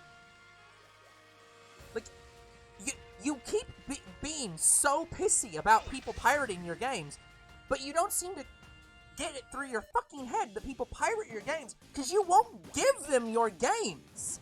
If you literally just offered a Steam-like service where you could sell people your fucking old games, people would buy them. You would have almost no piracy. Just fucking sell people the thing, and they'll buy the thing. Yeah, the thing about it is, like, they don't even have all of their games on there. It's only and they never will. Select the few. new fucking system will come out, and they will start over again. That's what pisses people off about these services. People are pissed off that you keep selling the same fucking games to them again. People don't want to buy the fucking balloon game set for the 7th fucking time. They don't want more of those fucking games from the NES. You've released them on every fucking console, and people don't even get them for free. You're not providing it like, oh, well, you bought it on the Wii, so you get it for free on the Switch, and you get it for free on the Wii U, and you get it for free on the 3DS. No, you have to buy them again! I want to say the thing that pisses me off the most about Nintendo's subscription is it was free at first. Yeah, it was free because they didn't have any services on it. And the services they did have were stuff that people were like, yeah, this should be part of the console. Like, yeah, and then they're like, oh, but we're gonna add all this shit, or we're gonna start charging you and not add anything. Because remember, when they first started charging, they hadn't added anything. It was still the same service. They're like, now we're just going to charge you instead. And then they added stuff. And now they're adding stuff and they're like, oh, but now we're going to make you pay $50 for it. Fuck off. Like, my god. These shitty fucking subscription services are disgusting, and I think every single company that does them should be sued out of existence. They're disgusting. I should not pay you more money for you not to do your job. Want me to fucking buy your Balloon Fighter games? Fucking sell them to me on a digital service once, and then fucking stop selling them again. Okay? Just lease a platform. Make a platform. Call it the Nintendo Online Service. And then fucking put Balloon Fight on there. And make it available forever for people to buy. And never get rid of it again. Like, never recharge it on, like, the new console if No, they've already bought it. Just tie it to your account. Just tie it to the fucking Nintendo account. And then make it available on every console that you ever make. Hell, make it available on other people's consoles. Put the Nintendo Network on PlayStation. Put it on Xbox. Put it on Steam. Whatever. And allow people to fucking buy and play the games you want them to play. And then stop fucking reselling it. Yeah, girl I like just straight hate the fact that Nintendo, like, just started to charge out of the blue. Yeah, it's like, fucking disgusting. Like, she refuses to pay any subscription service from what I understand. You shouldn't. None of you should. No human being should pay a subscription service. Like, the only... It should be fucking illegal for you to tell me, oh, sorry, we made this product and we're gonna let you access it for a fee, and you're gonna have to keep paying for it forever. Oh, but you get all the updates. Well, if I want the fucking updates, I'll buy the fucking updates. Sell me the software. And then if I want the update, I'll buy it. And if I don't want the update, I fucking won't. Yeah, this is not a fucking hard concept. Oh, but see, the developers are fucking greedy as hell, and they want infinite revenue. You can't get infinite revenue. Fucking, you want us to pay more money? Make something worth paying for, you fucking greedy bitches. Like, fucking hell. Like, the only reason I have the online service is so I can play with friends on Xenoverse and for Pokemon. Yeah, those are the only two reasons. Yeah. Meanwhile, I'm just not gonna get the online service. I don't need it. I never will need it. Fuck right off. Yeah, you don't have the online service, Nope. do you? And I know you can use Pokemon Home for free, which is nice. Yeah. I do have the subscription service for Pokemon Home. I never use it, and I really just shouldn't keep buying it, but I have it. Again, because I don't know what happens if you just don't go back to your Pokemon Home for, like, a long time. If you do not pay the service for your Pokemon Home, they will delete the contents of your Pokemon Home permanently. That's fucking retarded. Yeah. Because the reason they argue it is, their argument is, we have to pay money to house the servers that hold those Pokemon. So, you're paying for the maintenance of those servers. So, if you don't pay for the maintenance of those servers, we can't maintain your Pokemon. If you don't want that to be a problem, take them off home. And again, it's disgusting and I don't like it, but if you want home, if you want your Pokemon in home, in their service, you pay for their service. But yeah, it seems like moving Pokemon from home to another game, you don't have to buy online service for that. No, you sorta do. You do? I think you do. I'm not sure, because, again, I know Girl I Like doesn't have the subscription, and she uses Home. Like, she told me that she's not going to pay for those subscriptions, so... I don't know. Yeah, unless she jailbreak her Switch, like... No, that wouldn't even be jailbreaking. At that point, that would be very illegal. Unless you know some hacking No. sorts, like there's no way. Yeah, I don't remember. I have to admit, I just don't remember. At this point, I'm too fucking tired and exhausted to try to remember.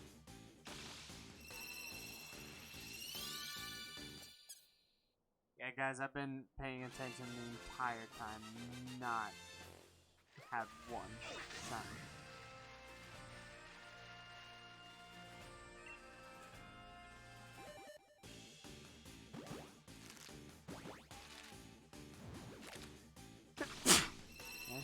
Thank you. Like, I'm kind of depressed. Like,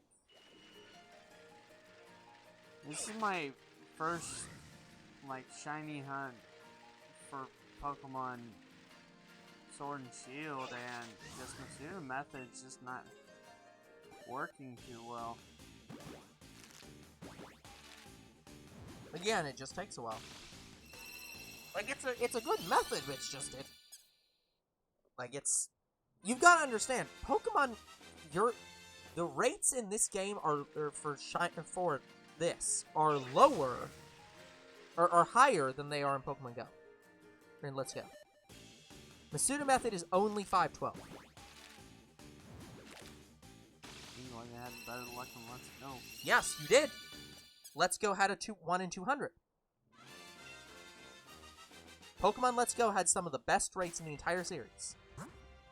These are worse rates than Pokemon Eevee. Yeah. And doing the whole chaining thing only gets you to these rates. So you actually start out at much worse rates. You start out like 49.6. And you earn up to Masuda method after 1,000 fucking Pokemon or whatever it was. Yeah, it's like 999. It's I don't remember what the actual numbers were, but It's like 400. Yeah, it might be 500. I don't remember though. But yeah, like no, it is going to take you longer than it would in on average.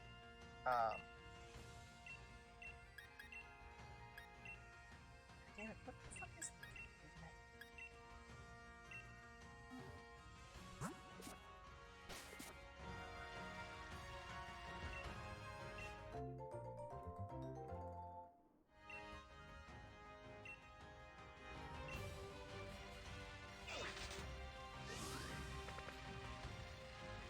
Yeah, I guess my luck ain't that good in Pokemon Sword and Shield, then.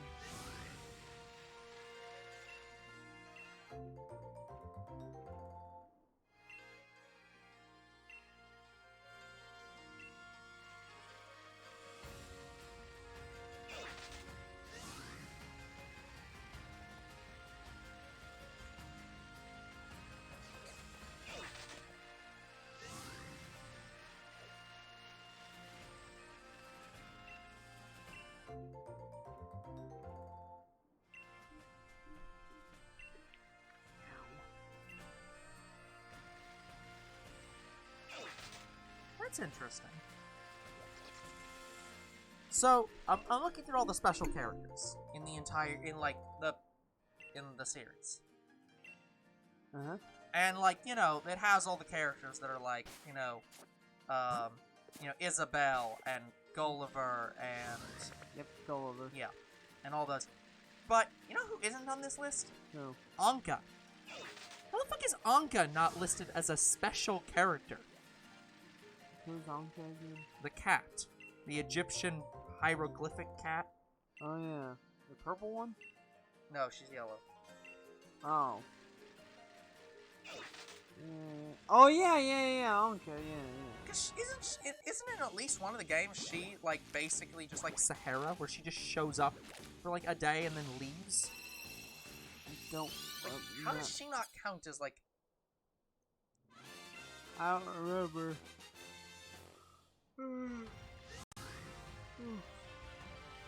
It's weird. Yeah, guys. Again, it's been years since I've played New Leaf, and I stopped playing Horizons.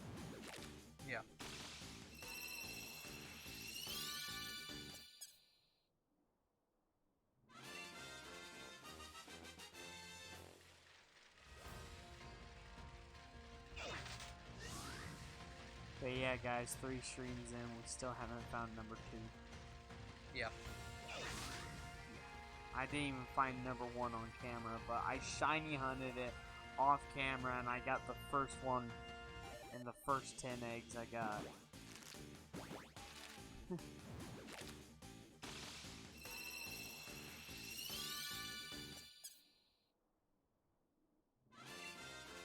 Yeah, what might happen is I find 2, and then I just move on to the next hunt, because this is taking forever.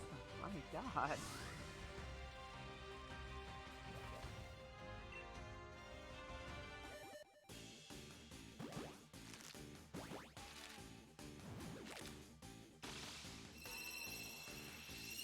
Yeah, even though Masuda method is more convenient, I still find this less fun than like going out in the wild and like defeating 100 different Grookey if we could even find them in the wild. And yes, guys, I know the best odds are in the raid dens, but the problem is we can't do raid dens on camera. Like, we just don't have. We just can't do it.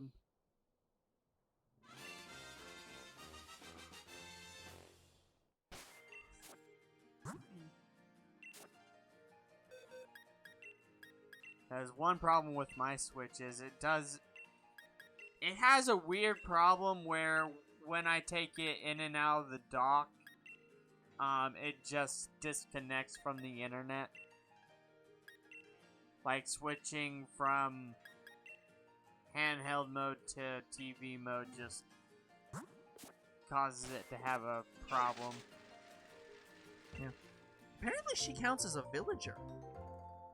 Anka? Yeah, I didn't think she lived in your town in most of the games, but that's how I remember her. Alright. Like, yeah, she's just a... Also, there's apparently 460 villagers. They do recycle through villagers. There's a lot of fucking villagers. I think...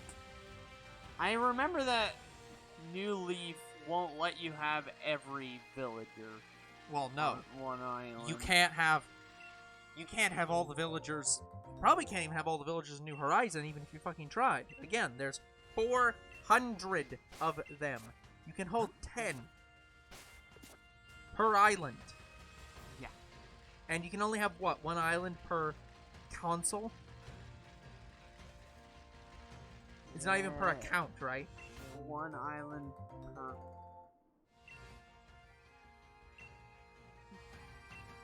I think it's a count. Yeah, so even if it's per account, you'd still have to have 46 accounts to even try to have all of them. Yeah, and each account would have different villagers. Yeah. That's the only way you could ever have every villager. You know, like, you can have every villager on one console, but you can't have every villager in one that counts. Like, that's not possible. Yeah.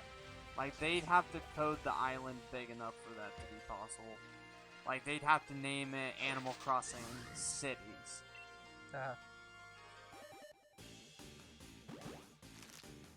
Or Animal Crossing Apartments. Yeah. Well, I mean, we had home design. But was home design like an extension of New Leaf? Sort of, yeah. It's a weird side thing. I wasn't even too interested in Happy Home Designer. I'm like, no. It's not Animal Crossing to me. Yeah. Yeah, Anka, the character that never smiles ever. Now, was Happy Home Designer, you only designed houses? Like, Yes. was that it? It's not a villager thing. It's, you get contracts to design homes for people, and that's it. Yeah. So it is literally happy home design. Yeah, and I'm like, nah, I'm not gonna ever play that. Yeah, it hardly even counts as a game. Yeah, for like an Animal Crossing side game, I'm like, nah, that's not worth it.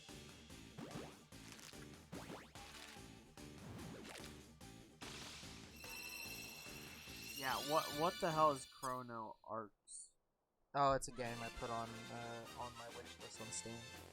Which is the annoying thing about the wish list on Steam is it feels the need to always tell you when it's on sale, even when you're like not buying it anytime soon.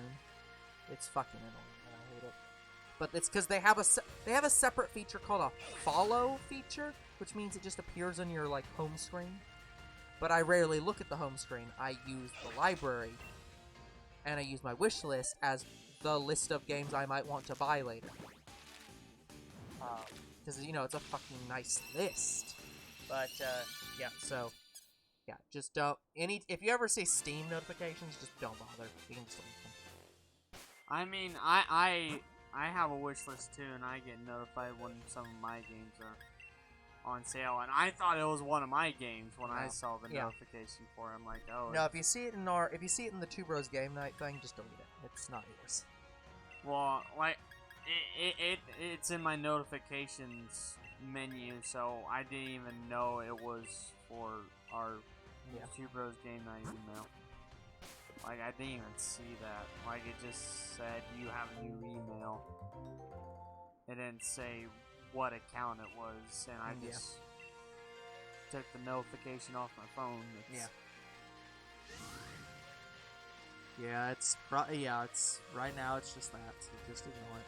Well, yeah, the only other game I knew that was on sale that I got notified about it today was Dead by Daylight. I know that was on sale.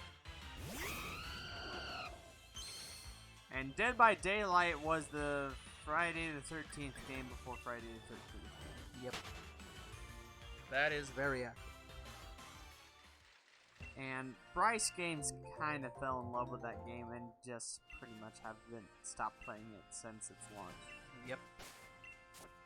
Well, that game is Dead by Daylight now, so... As in, I'm pretty sure the game is basically dead. Besides Bryce Games, like, I occasionally see other people play it, like I see H2O play it sometimes near Halloween.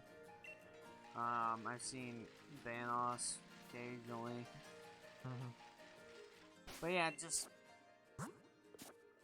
And really no one else playing Dead by Daylight. No. Like, I've thought about playing it, and I actually do want to play it. I think it'd be fun with friends.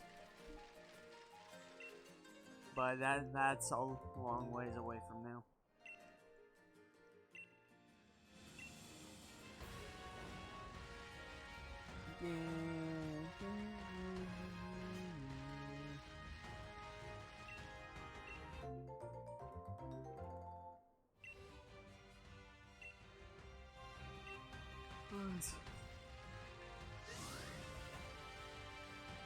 Yeah, I know I'm about to do something a little bit like, I wish we could find the starters out in the wild. Like, that way I could shiny hunt in 2 different ways, but I can only shiny hunt through egg hunting methods. But again, it's like, I wouldn't even recommend doing it in the wild either, because that's even worse odds than these. Like, I do want to try at least going out in the wild and hunting one Pokemon. But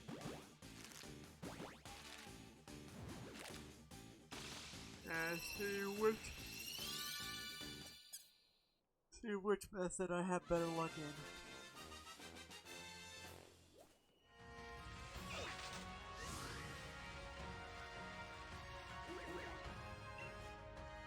Yeah, going back to Castlevania, I'm surprised you haven't, like, played it for the channel yet. Like, it's on my list.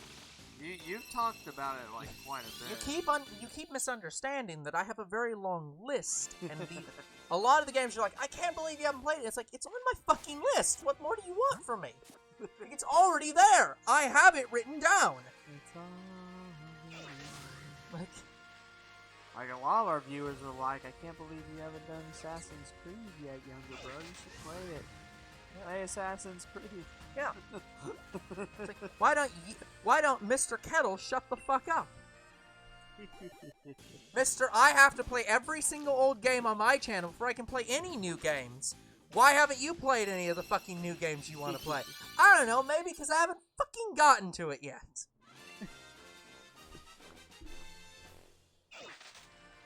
I'm just saying, like, there are, like, games that we just talk about a lot on the channel, and we just don't play them. Like, I knew Deadpool was one of them, South Park is, Minecraft.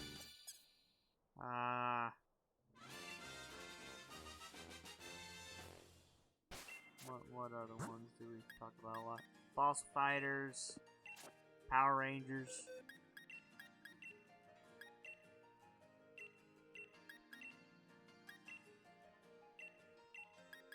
I kinda want to do the new God of War game, but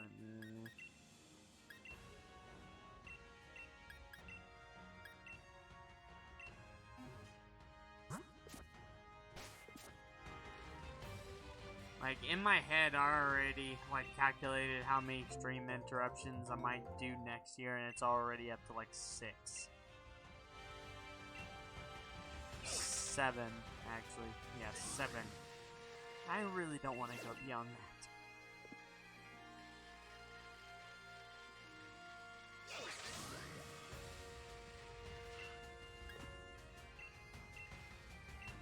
Oh no, I just deleted the egg! Fucking hell! I'm so mad now. No. What if that was the shiny? Yeah. So yeah, to confirm things about the Masuda method in this game. The Masuda method in this game drops the rate down to 1 in 300 and what was the number again? 339 with the shiny chunk.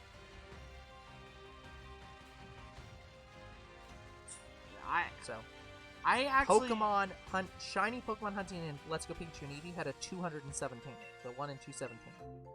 So it was actually like a significant amount higher. It's still better than 1 in 512, which is one of the standard values in some of the games. And as I expected, once you pick up the egg from the breeder, every single thing about what the egg's going to hatch into, all of its stats are already pre-determined.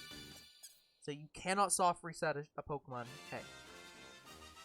Like, nothing will change, no matter how many times you soft reset it. The Pokemon will be exactly the same. Same Eevee, same Ivy, same every perfect thing.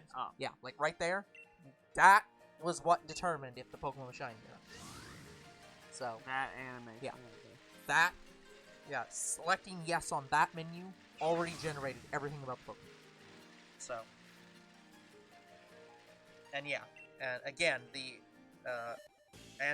like 1 in 300 doesn't sound bad, but I've seen shiny hunters doing Masuda method with the shiny charm. Just they take forever. Yeah, because again, it's the same thing as with Eevee.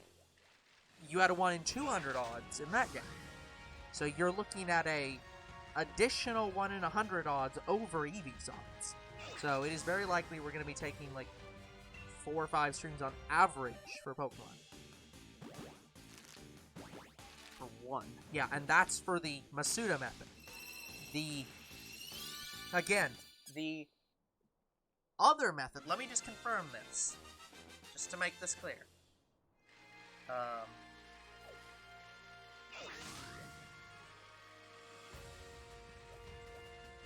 on shield. What the hell is that even technically called?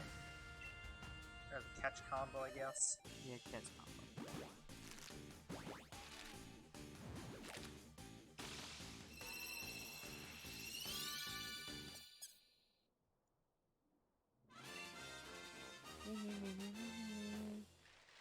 Yeah, it's not really called that.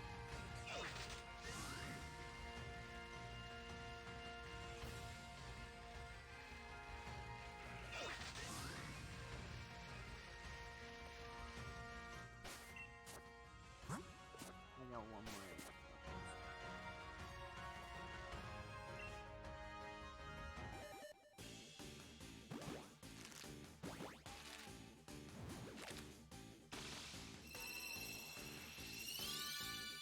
I'm gonna have to go check. Damn. I wonder what Pokemon I'm up, like in terms of counting. I wonder how many Grookey I've went through by now. Let me know in the comments if you've been keeping track.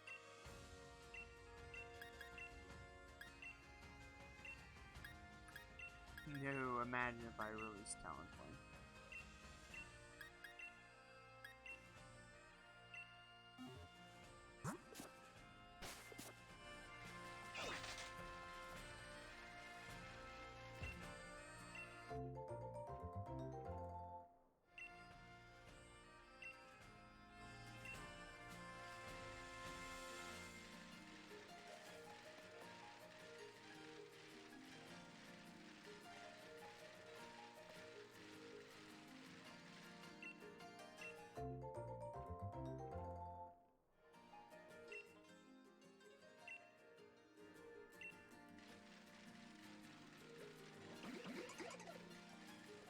Shut up, Miraculous. So there is some debate on the odds of shiny hunting in these games. Okay. Because according to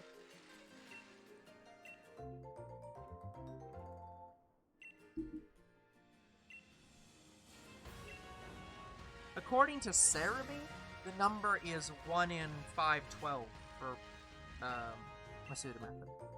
Okay. And yeah.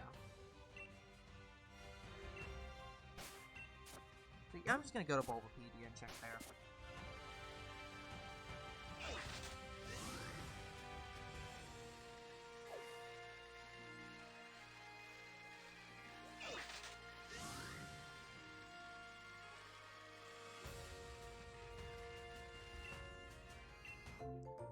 That's 1-5-12. I understand why it's taking so goddamn long.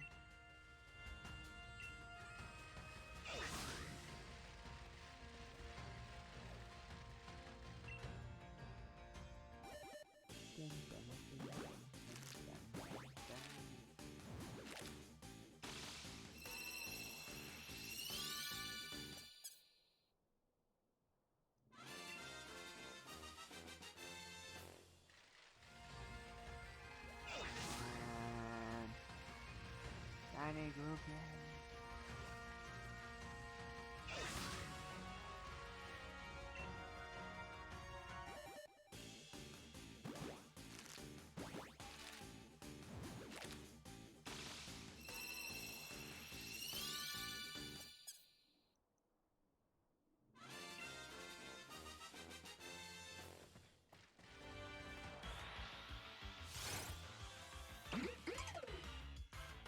Miraculous get off.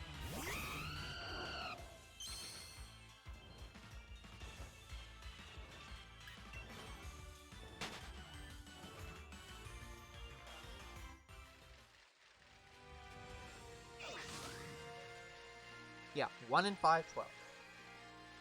Because the weird thing is that one of these sites was talking about an actual catch combo, not the. Well, there is a catch combo. Yes. But they were saying that lowers the Masuda method. Huh. Which was fucking it doesn't make any sense. I mean, I guess if you catch combo something, like say if I catch combo the Wobbuffet, and then 800. I think that'd affect it, sure. But I don't know if that'd lower it.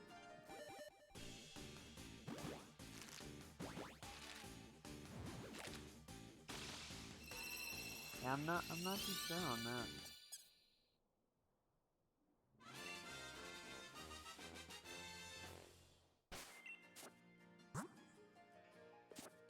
Oh, I thought it was out of eggs. Yeah, because there is, let's say it this way, there is a lot of debate on this, and I'm going to go off of what Bulbapedia says.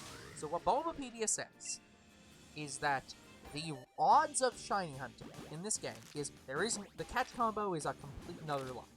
That's not a real thing. Literally, the only thing that happens is that one in, like, that catch like 500 of them number and the shiny charm. And all that does is makes it equal the Masuda method.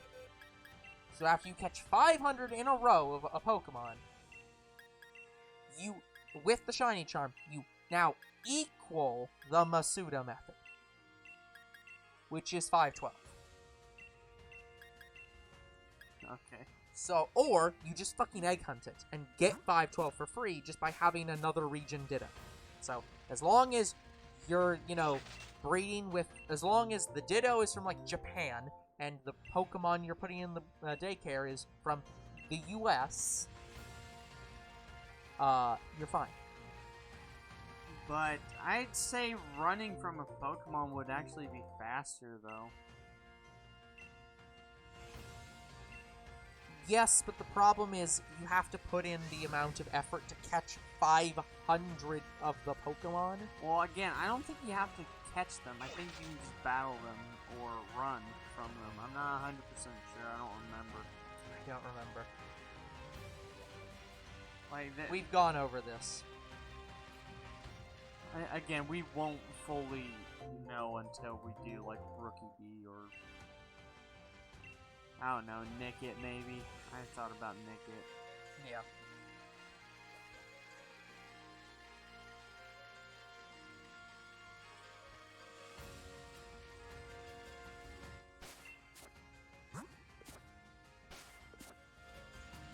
I mean, I guess I can check right now.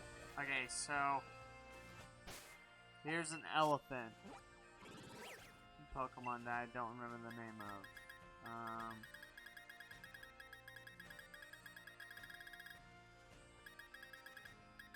Where is it?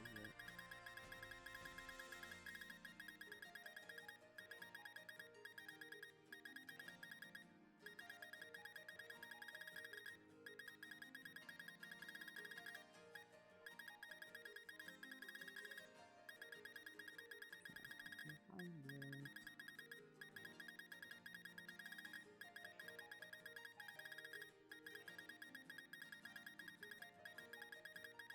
I think it's really far down. Oh, there it was. Okay, so here's Chufont. Yeah, according to this, it says battle. Alright, so there's two. So let me just encounter one. Yep, and then run from it.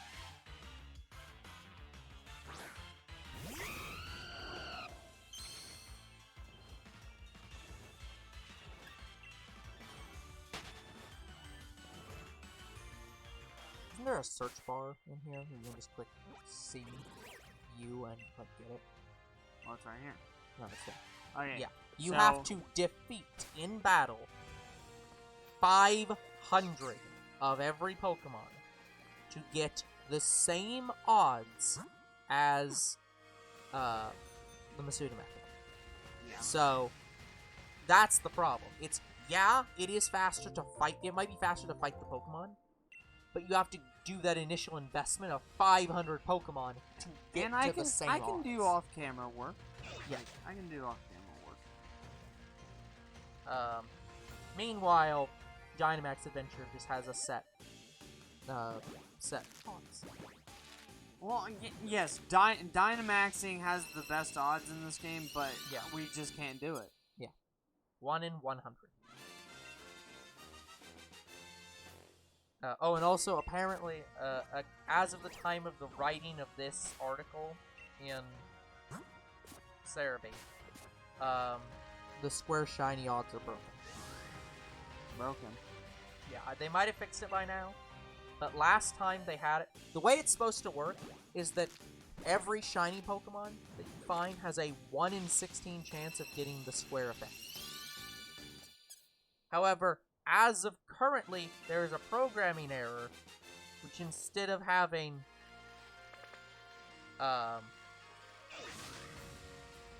there's a programming error, which, if you do it as a wild encounter, like going out and actually finding it in the wild, not breeding, Yeah.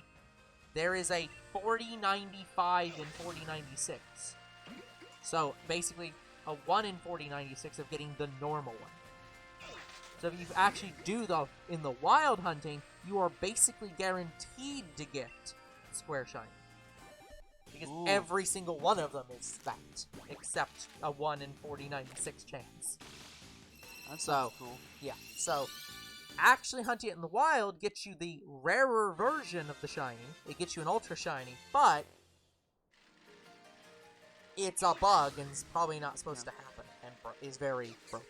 Yeah, again, I have a couple ultra shiny Pokemon. Yeah, they're interesting. But, yeah, I'm not gonna have a third, game. Younger bro does not want to do square shiny only. hunts. That's not insanity. Happening. No. The only way I do that is if... You want him to do it? You want him to do it? Fucking pay us. Either I get paid to do it, or, it had to have been a different color. Yeah. Like, say, instead of Grookey being the normal normal ultra shiny, shinies are just shadow Pokemon. Yeah. Shadow Pokemon or shiny Pokemon. Yeah, that's the thing. You can shiny hunt in Coliseum and in XD, but it's a pain in the ass. Yes. I would not recommend that. I know people who've completed the shiny decks in Coliseum and in XD. I never did run the second ad, did I? No. Okay, I'm going to do that right now, guys. So, second of 2 ads we are running now. But yeah, ultra shinies, it would have had it been a blue Grookey instead of the normal, shiny Grookey. I get you. I pray to God they don't do that. No. Please, no.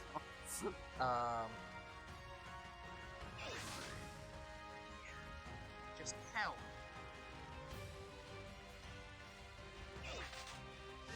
Yeah, no, it's... Yeah, I like how I say I completed the Kanto Shiny region, but I technically don't have all the Alolan shiny forms. Yeah, but we'll get those in other games. I don't know if I really can, because... Don't worry, they'll eventually remake those games. Don't worry, you'll eventually get them when they remake Ultra Sun and Ultra Moon. Honestly, I kinda hope that they maybe would port it to Switch, because I loved shiny hunting in Ultra Sun and Ultra Moon. I think it's... that was some Here's of the thing, best they're hunting. Sun and Moon they're not gonna get to that for, another 10 years or something. They're not gonna even be on this console anymore. I want them, I hate that they got rid of SOS. I want them to bring back SOS method. That was probably one of the most fun shiny hunting methods I've ever done. Well, the problem... And it got me into shiny hunting. The problem with it is that a lot of people find it very annoying. Because of the... You have to remember, the big problem with it is that the Pokemon games still have that fucking problem of, oh, I'm sorry, you can't throw the fucking Pokeball at the right Pokemon, because there's too many Pokemon in the field, and that confuses your fucking brain. Meanwhile, Coliseum, you can throw Pokeballs at Pokemon that are on the same fucking, multiple Pokemon, because, how the fuck... I didn't even know I had all of them. Yeah, I'm sorry, guys. I see a Pokemon and another Pokemon, and my brain can't realize how to throw a Pokeball anymore because there's 2 Pokemon in the field. How I can't aim the Pokeball. I'll admit I hated that. I want to say I hated that, but I was less annoyed by it because the thing I was most annoyed with in the SOS method was Pokemon killing each other. Yeah. Like in my shiny Mudbree shiny hunt. Yeah. When I went for it, they knew, I think it was Earthquake. Yes. Luckily, like, some of the Mudbree didn't have the ability Sturdy, or they had an equivalent. They instant kill each other. Yeah. They couldn't really instant kill each other. There was only, like, a few that did instant kill each other. They had the special ability. Yeah, so I was lucky that the shiny had a Sturdy or whatever ability that had it endured the earthquake. Yeah. And that sucks. Yeah, like that's kind of the problem with SOS trading, or the SOS hunting, is because you inherently, when you have Pokemon that know Earthquake and it self-destruct and shit like that, it inherently invites those Pokemon to just die. Yeah, and to me it's like, then just set your Pokemon to not have, like, I want to say terrain damage moves, like Earthquake and stuff like that. And have them just learn it by level up. Well, that's the problem, is the Pokemon Company have gotten rid. That's not a thing anymore. Not having Pokemon learn moves by level up, that is a thing, but they have like set moves for every Pokemon. Well, yeah, every Pokemon has set moves, but one of the things is that in the older games, Pokemon could appear in the wild with moves that they couldn't know at that level, or like be evolved at levels that they could not be evolved at. That's like how they used to have like Raticates that were like level 25, even though Rattata doesn't evolve at that level. Yeah. Like, that stuff doesn't happen anymore. Every Pokemon now has like set move lists at their levels for every single level. So like, if you have a Pokemon that knows Earthquake by level up, and you find a Pokemon at that level, it can know Earthquake. They don't code Pokemon anymore that are just like, okay, you're at this you're at or above this level, so you could know Earthquake, but we're not gonna let you know Earthquake. That's not how the game's work anymore. It's usually just the Pokemon have set move lists that are like, at these levels you'll know these moves. Like, at these levels you'll learn these moves, and you just have a chance of knowing them or not. And I know they have some rules, because I know that all wild Pokemon have like some status moves, so they don't always throw attack moves at you and stuff like that. Yes. So, but like, yeah. I want to say the most like angering like SOS method shiny hunt I did was Ghastly. Yeah. Because it knew, I think it was Curse. Yep. Curse. Cut it. Kills itself. It fucking kills itself. I'm not even kidding. I probably was like 10 Ghastlies in. And then my chain broke because both Ghastlies on the field killed themselves. Yes. So I couldn't even shiny hunt Ghastly. Yep. Hey, look, it used Curse. Yay. Luckily, I'm done with Ghastly, and I never have to shiny hunt it again. Thank fucking God. Like, yeah. Curse is terrible. The only way I'd hunt Ghastly again is if it got a regional form. Yeah. That's it. Yeah. No, yeah, Ghastly is terrible. Yeah, otherwise, Ghastly isn't happening anymore, guys. Especially in Let's Go Pikachu and Eevee. No. You probably couldn't pay me enough to do Ghastly. No.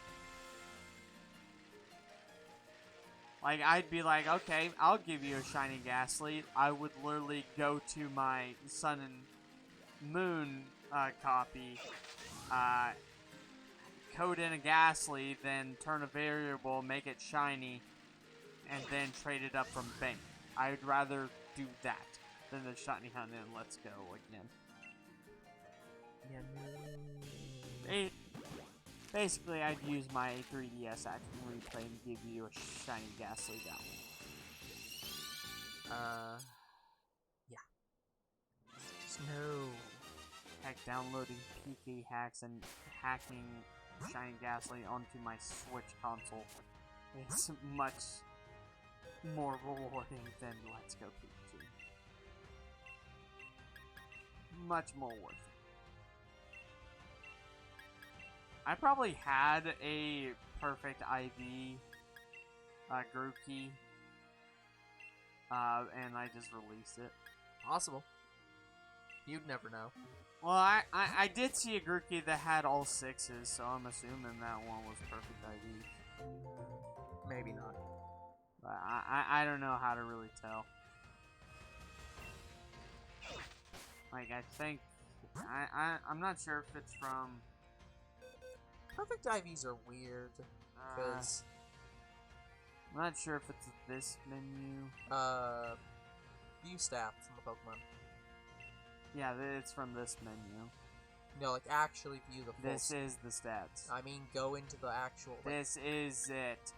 You're telling... No... Oh, there's yes. someone. Yeah, like, no, there very clearly is. Thank you. Go over. There we Those go. are your IVs. Yeah, that's how you tell. Yeah. Yeah, this is pretty much your party. Yeah. And you can't see the EVs at almost all. No. Those you just kind of have to know. And I don't even know your name. I'm in love with you, baby. I don't even know your name. So you're saying it was love at first sight? Yeah. It was love 10 feet away. Yeah, my webcomic app, my webcomic app is trying to tempt me with a series right now. That you're reminding me of. They're trying to tempt me with a comic of girl is annoyed at friends for constantly trying to get her with somebody. So so she calls up her best friend that's a guy, and she's like, could you please pretend to be my boyfriend so that the people will shut the fuck up? And then they end up being a thing. Well, he has a crush on her, so he's just like, oh god! Yeah, sure, I'll totally do that. It sounds like a situation That sounds like a situation. Is a great statement of that. It's just like, yeah, I'll totally help you with that. For the next indefinite amount of time. I actually knew someone who had a best friend, and they actually were in that situation where people wouldn't shut up about them being together. And then they just, out of the blue, said, yeah, we're together. And then my friend tells me we're not actually together. We're just making it look like it so people would shut up. Yeah. And then eventually it did evolve to where, yeah, we're actually a thing now. Yeah. Well, I mean, here's the thing. There's only so much like fake like cuddling and stuff you can do before you just are actually that intimate. Pretty much. Like that reminds me of a quote from somebody where the line was you're ironically buying a trucker hat and then ironically being a trucker for 25 years. Like, it's like, yeah, there's only so much you can pretend to be a trucker before you are a, trucker. There's only so much you can pretend to be anything before you just are that thing. Look, we just sucked face so much we eventually married each other. Yeah, it's like...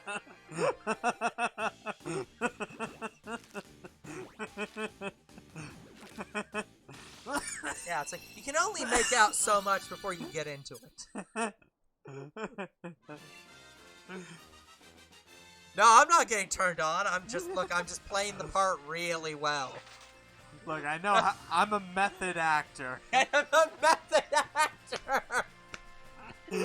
I will do full time.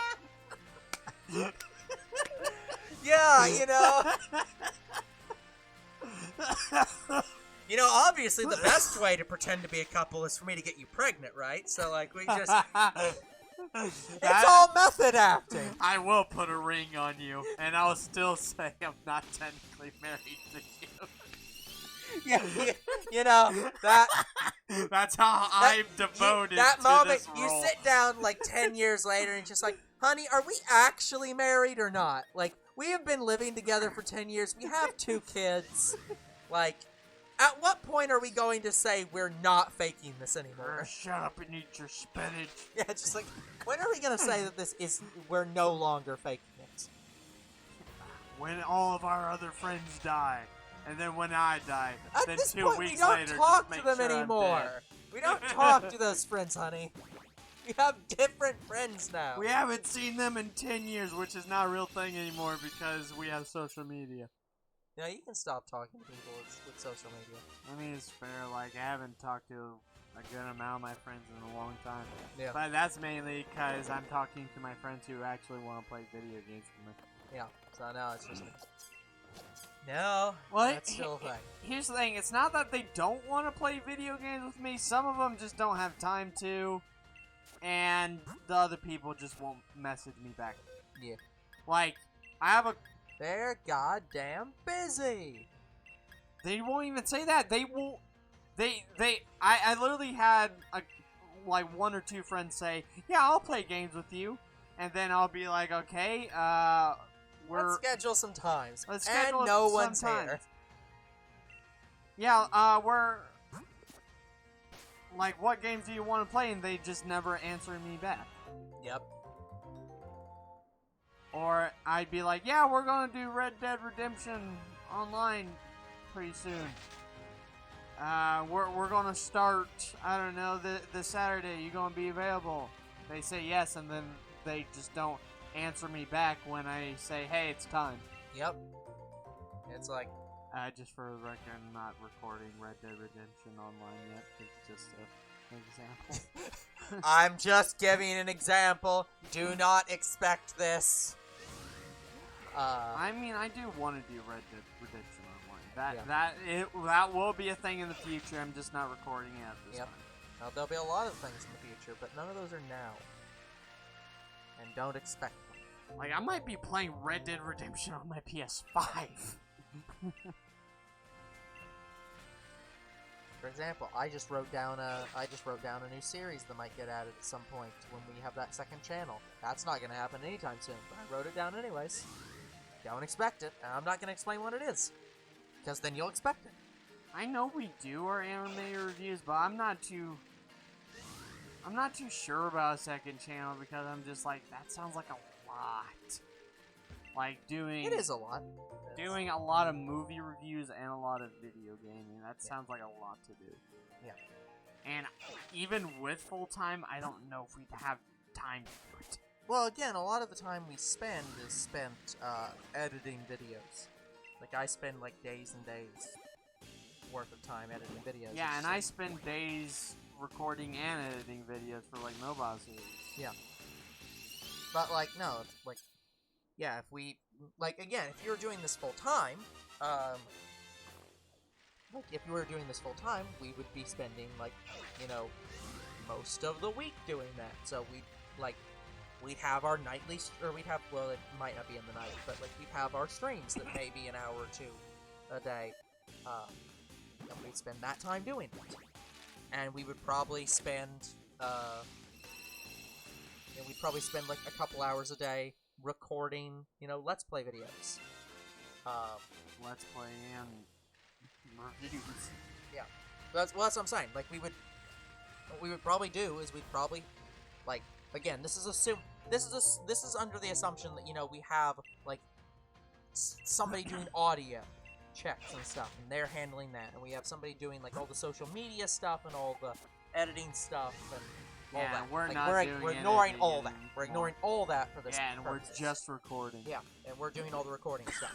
We'd probably have like a couple of days each week, or like every 5 days throughout the week. I don't know how we'd do it, but we'd probably have like a time where we'd just be like, okay, we're gonna sit down here and we have to get out 4 videos of Metroid this week, so we're gonna sit down and we're gonna get up at The crack of dawn. no. We're gonna get up at we're gonna be in at the office at 10:30 and at 10:30 we'll. I saw it. No! What? What? Ah, I saw an aura for Pokemon. Oh yeah. But we'd probably sit down and be like, okay, so it's 10. So today, we're gonna sit down and we're gonna be in at 10:30 and we're gonna record, we're gonna record like 7 days worth of Metroid, and that's gonna be like the next 2 weeks of Metroid or something. I don't know. We'd sit down and be like, this week's Metroid. We're gonna sit down and record that, and then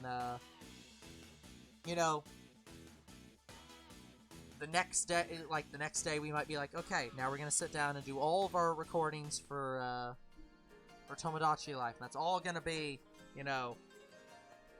this day, and that's it. And then we're gonna record, and then one day we're gonna be like, okay, we're gonna do our anime recordings for the week. So we're gonna sit down and do all that. And we'd probably have another day where like, okay, we're gonna do like any weekly shows that we do. So that'll be, we'll sit down and do recordings for those, and etc. And we just schedule out like, here's the times we're gonna do these recordings, and here's the times we're gonna spend it streaming. We'd probably also schedule like the lunch breaks and stuff like that. We just do that.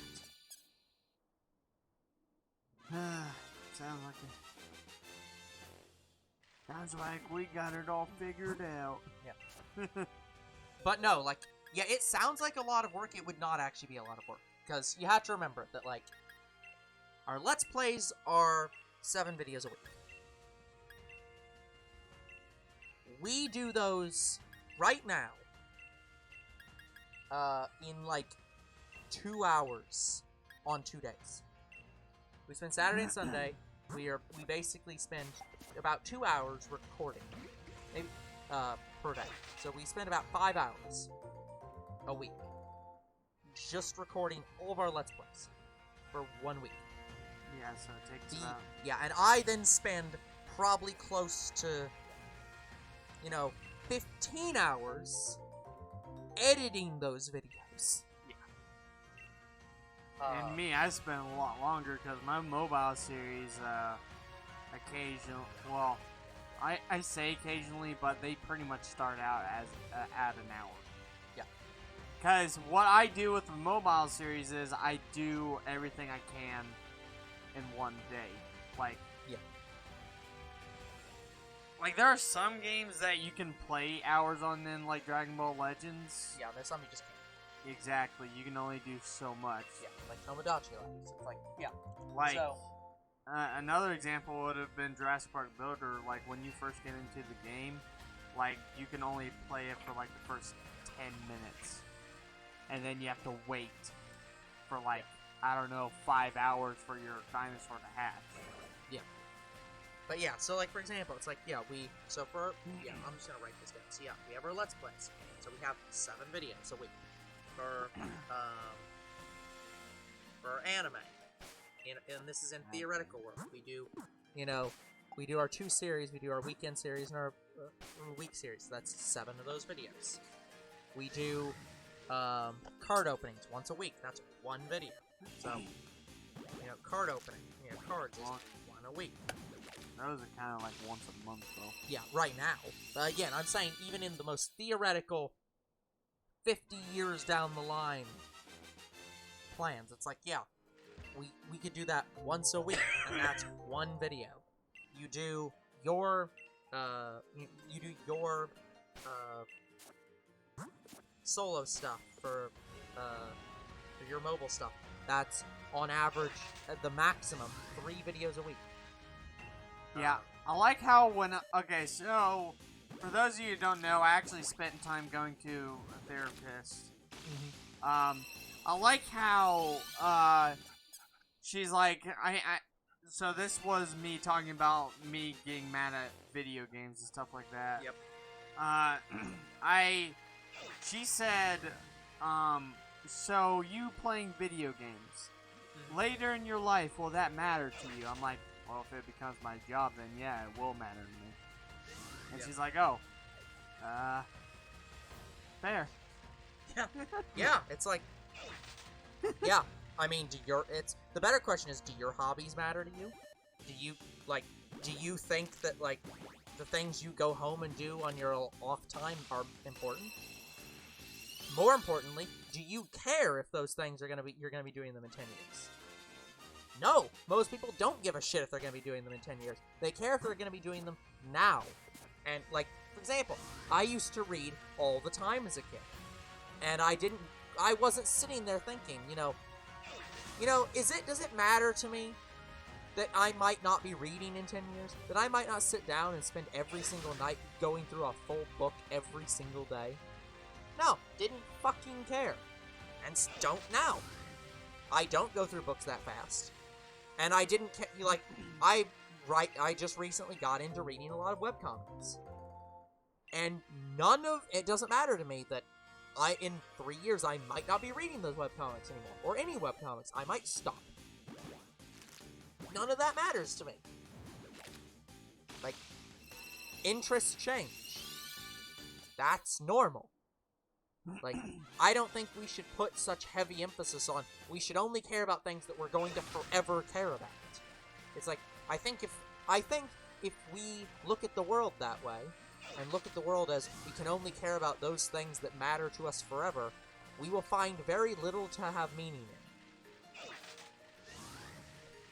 Yeah, your hobbies kind of give your life meaning. Yeah, that's kind of real. Your life. Yeah, what matters in your life is what you put time into, what you care about, and they're really. Like, unless there is some very large moral or ethical problem with something you care about, there really is no right or wrong things to care about. You care about it? Good. Just two bros getting married. Yeah. Like, we put in a lot of effort into something that no one cares about, except us. Like, it is entirely for us. And should we put this much effort into it? Probably not, but we do anyways. Because we like doing it. Yeah. So. Well, I mean, the editing part might not be fun sometimes. Like, I actually do enjoy editing, guys. It's just, besides putting clips in, I don't know what more I can do because there's only so much I can do. Yeah.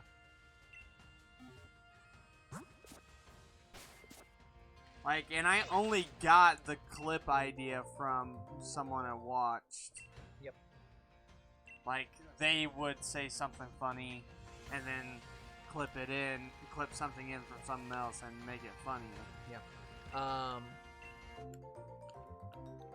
You have 20 minutes, by the way. Okay. But yeah, so we kind of stole his idea, but.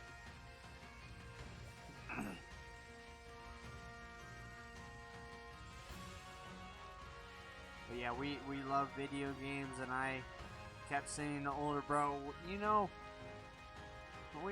we sit down here all the time playing video games, and we make funny remarks. Let's record it. And older bro was like hesitant, like he just did not want to do it.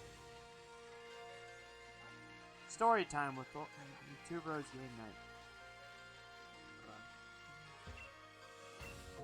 Yeah, like, right now, I've written up a list of every single possible video we currently have planned, like, every kind of series we have planned, and I'm seeing, right now, 20 videos a week. And again, that's for 2 channels worth of stuff. Okay. I reasonably can't imagine that taking too long to record. So, and again, like, that's assuming that we do one Let's Play video every single day, we do one anime video every single day, we do do one card opening video every single week. We do one movie review every single week. We do my series that I'm wanting to add every single week.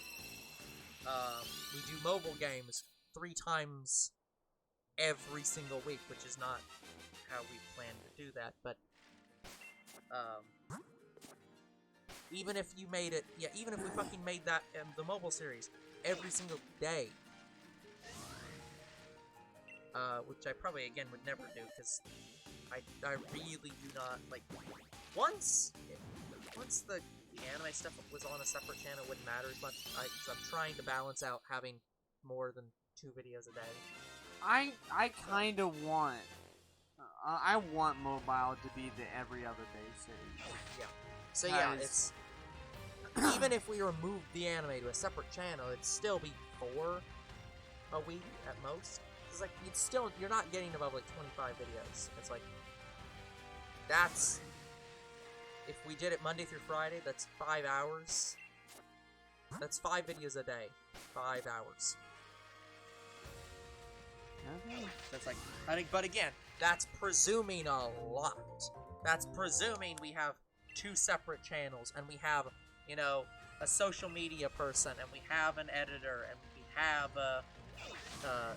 people handling, like, all the recording stuff, and making sure the software is working correctly and shit, like, and all that, and, you know, for cards and stuff, we have somebody handling all the lighting and stuff, although I don't actually mind handling the lighting and stuff, but, like, we have, like, yeah, that's assuming we have, like, a staff of, like, 10 plus people. It's like, yeah, we can get that down to we're doing very little recording, honestly. Okay. And that's ignoring our streaming time, obviously. That's still, like, an hour or 2 a day streaming on top of that. It's like, yeah, it's... Again, the reason it's so much work is because we're doing everyone's jobs. And have no one else doing those jobs.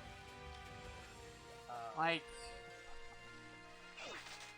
So, that's the case for all work. Anyway. Just... The more people you have working on a thing, the less you'll be doing on that thing.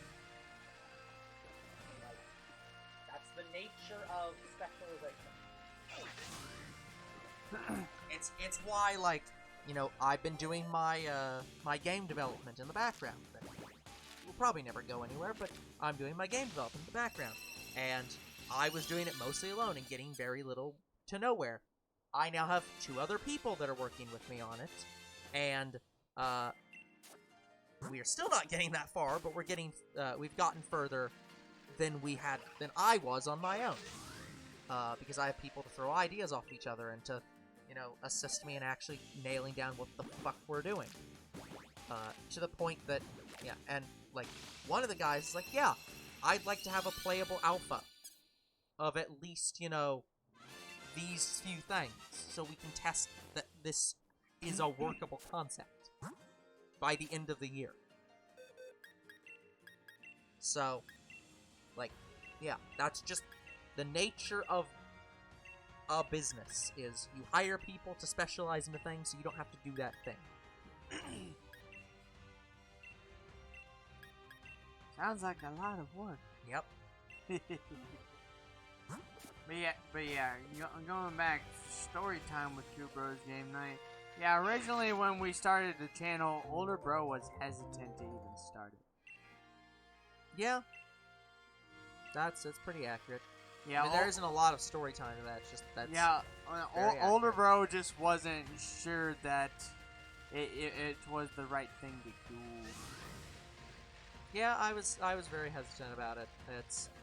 And I would, sitting back, I think my hesitancy was valid, because my hesitancy was basically on the problems I have with doing it now. It's a whole lot of fucking time that I have to put into doing that and not other things. So, it's like, are there better uses of my time? Probably, but the reason I decided to do it was the reason that I still continue to do it now. It's The channel has never been for let's get super popular and, make a lot of money. If that happens, great.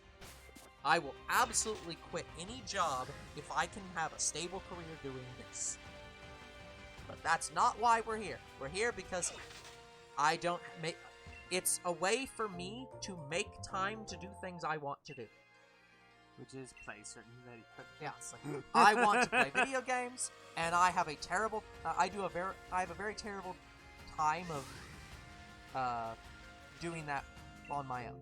Because I just tend to sit down and watch YouTube videos and don't actually do anything else. So I very rarely read, and I very rarely play video games, and I very rarely watch anime. And so I've made a channel around doing those things. Yeah. Not the reading part. Yeah. The reading part I do while Younger Bro is recording. Well, the reading part I've thought about doing, but the thing about it is that's pretty much illegal. Yes. Because that's basically making well, your you own can do audiobook. Yeah, you can do the reading thing if you become the official audiobook for the thing. But yeah, you can't just make an audiobook. Yeah, you have to buy the license for that book or whatever you're reading. So yeah, otherwise no.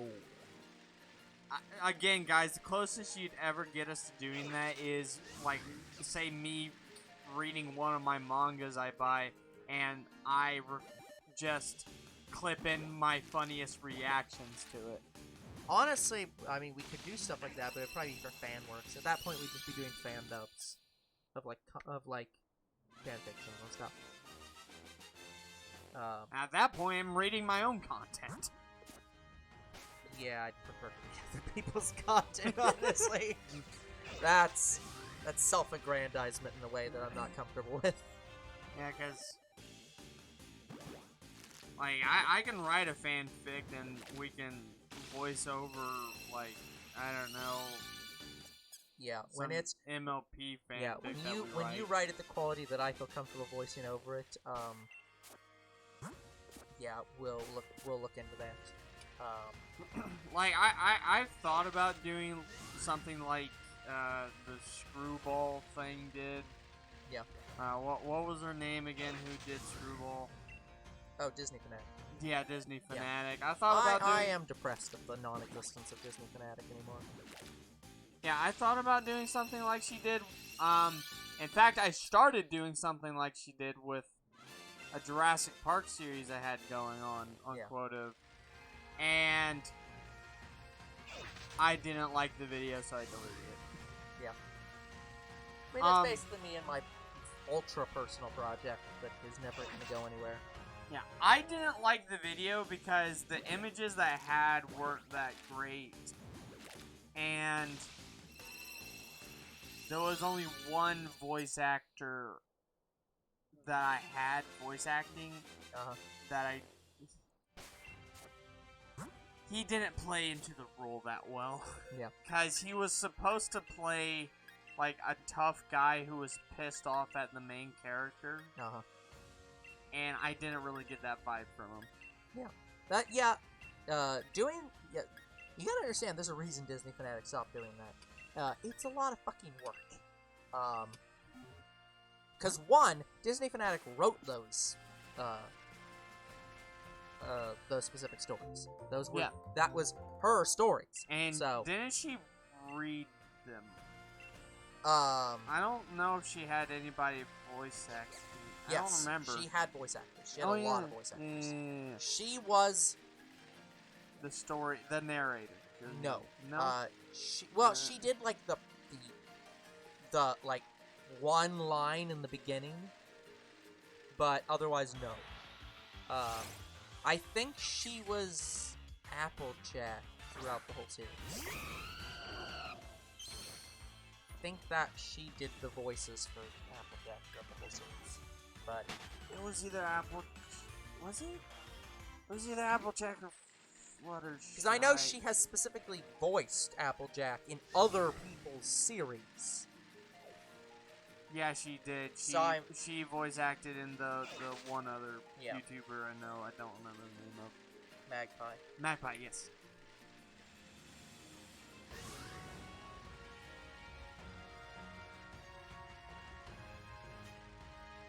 Yeah. pretty much when she killed off Screwball's storyline, I pretty much stopped watching her. And anyone who's similar. It wasn't even she's killed it off, it's just it ended. It's done.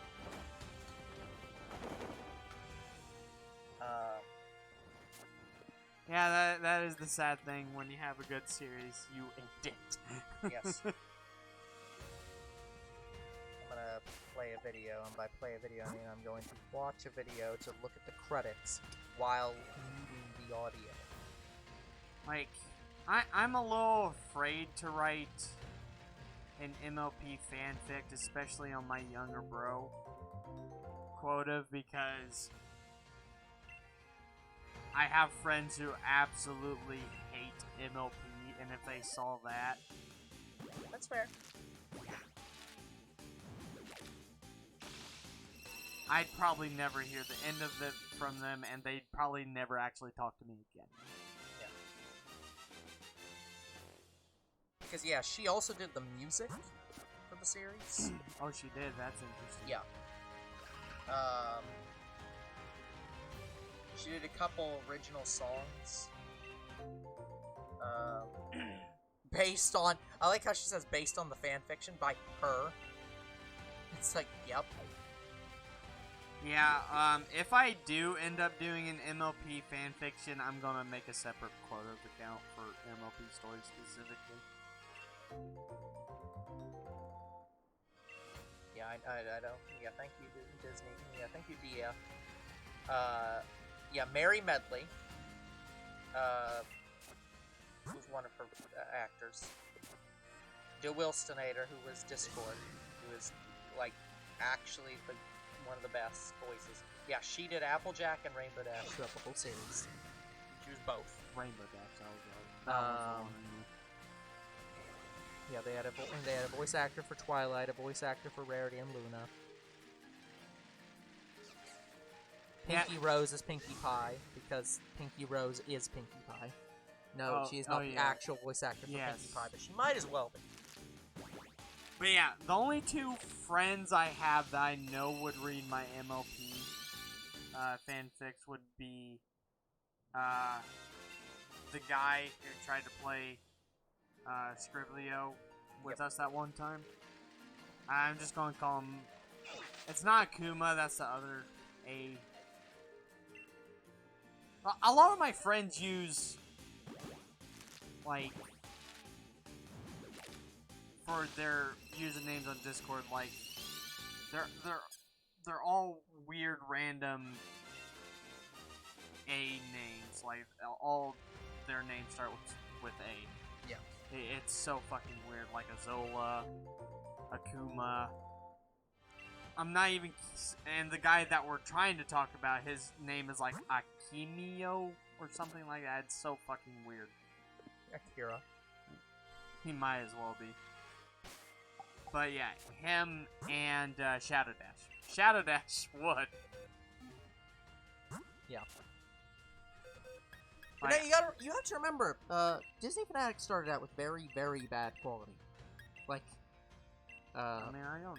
A lot of that's one of the problems with creation of anything in general. It's everyone in the back of everyone's mind. It's like, oh, but I don't want to release it till it's good, and that's fair. But you, as a creator, always are going to hold your own work in higher regard than almost anyone else. You are always going to think it's shit, even when it's not shit. That's like, I want to say. There's a good thing about Quotive where, with Quotive, if you fucked something up in your writing, you can always go back and fix it. Like, people point out your errors, and, oh, thank you for pointing it out, I'll fix that. Yeah. Like, that's nice. Yes. But, yeah, there is something about you need to have it perfect first time. Yeah, everyone thinks that. And the answer is no. No, you do not. Release the fucking thing. If something is so bad about it, you can always do a re-release. You can always redo the series. Like, you can always come back to this 10 years later and be like, you know, I'm a much better artist, I'm a much better writer, I'm a much better whatever. I'll just redo it. That's what happened.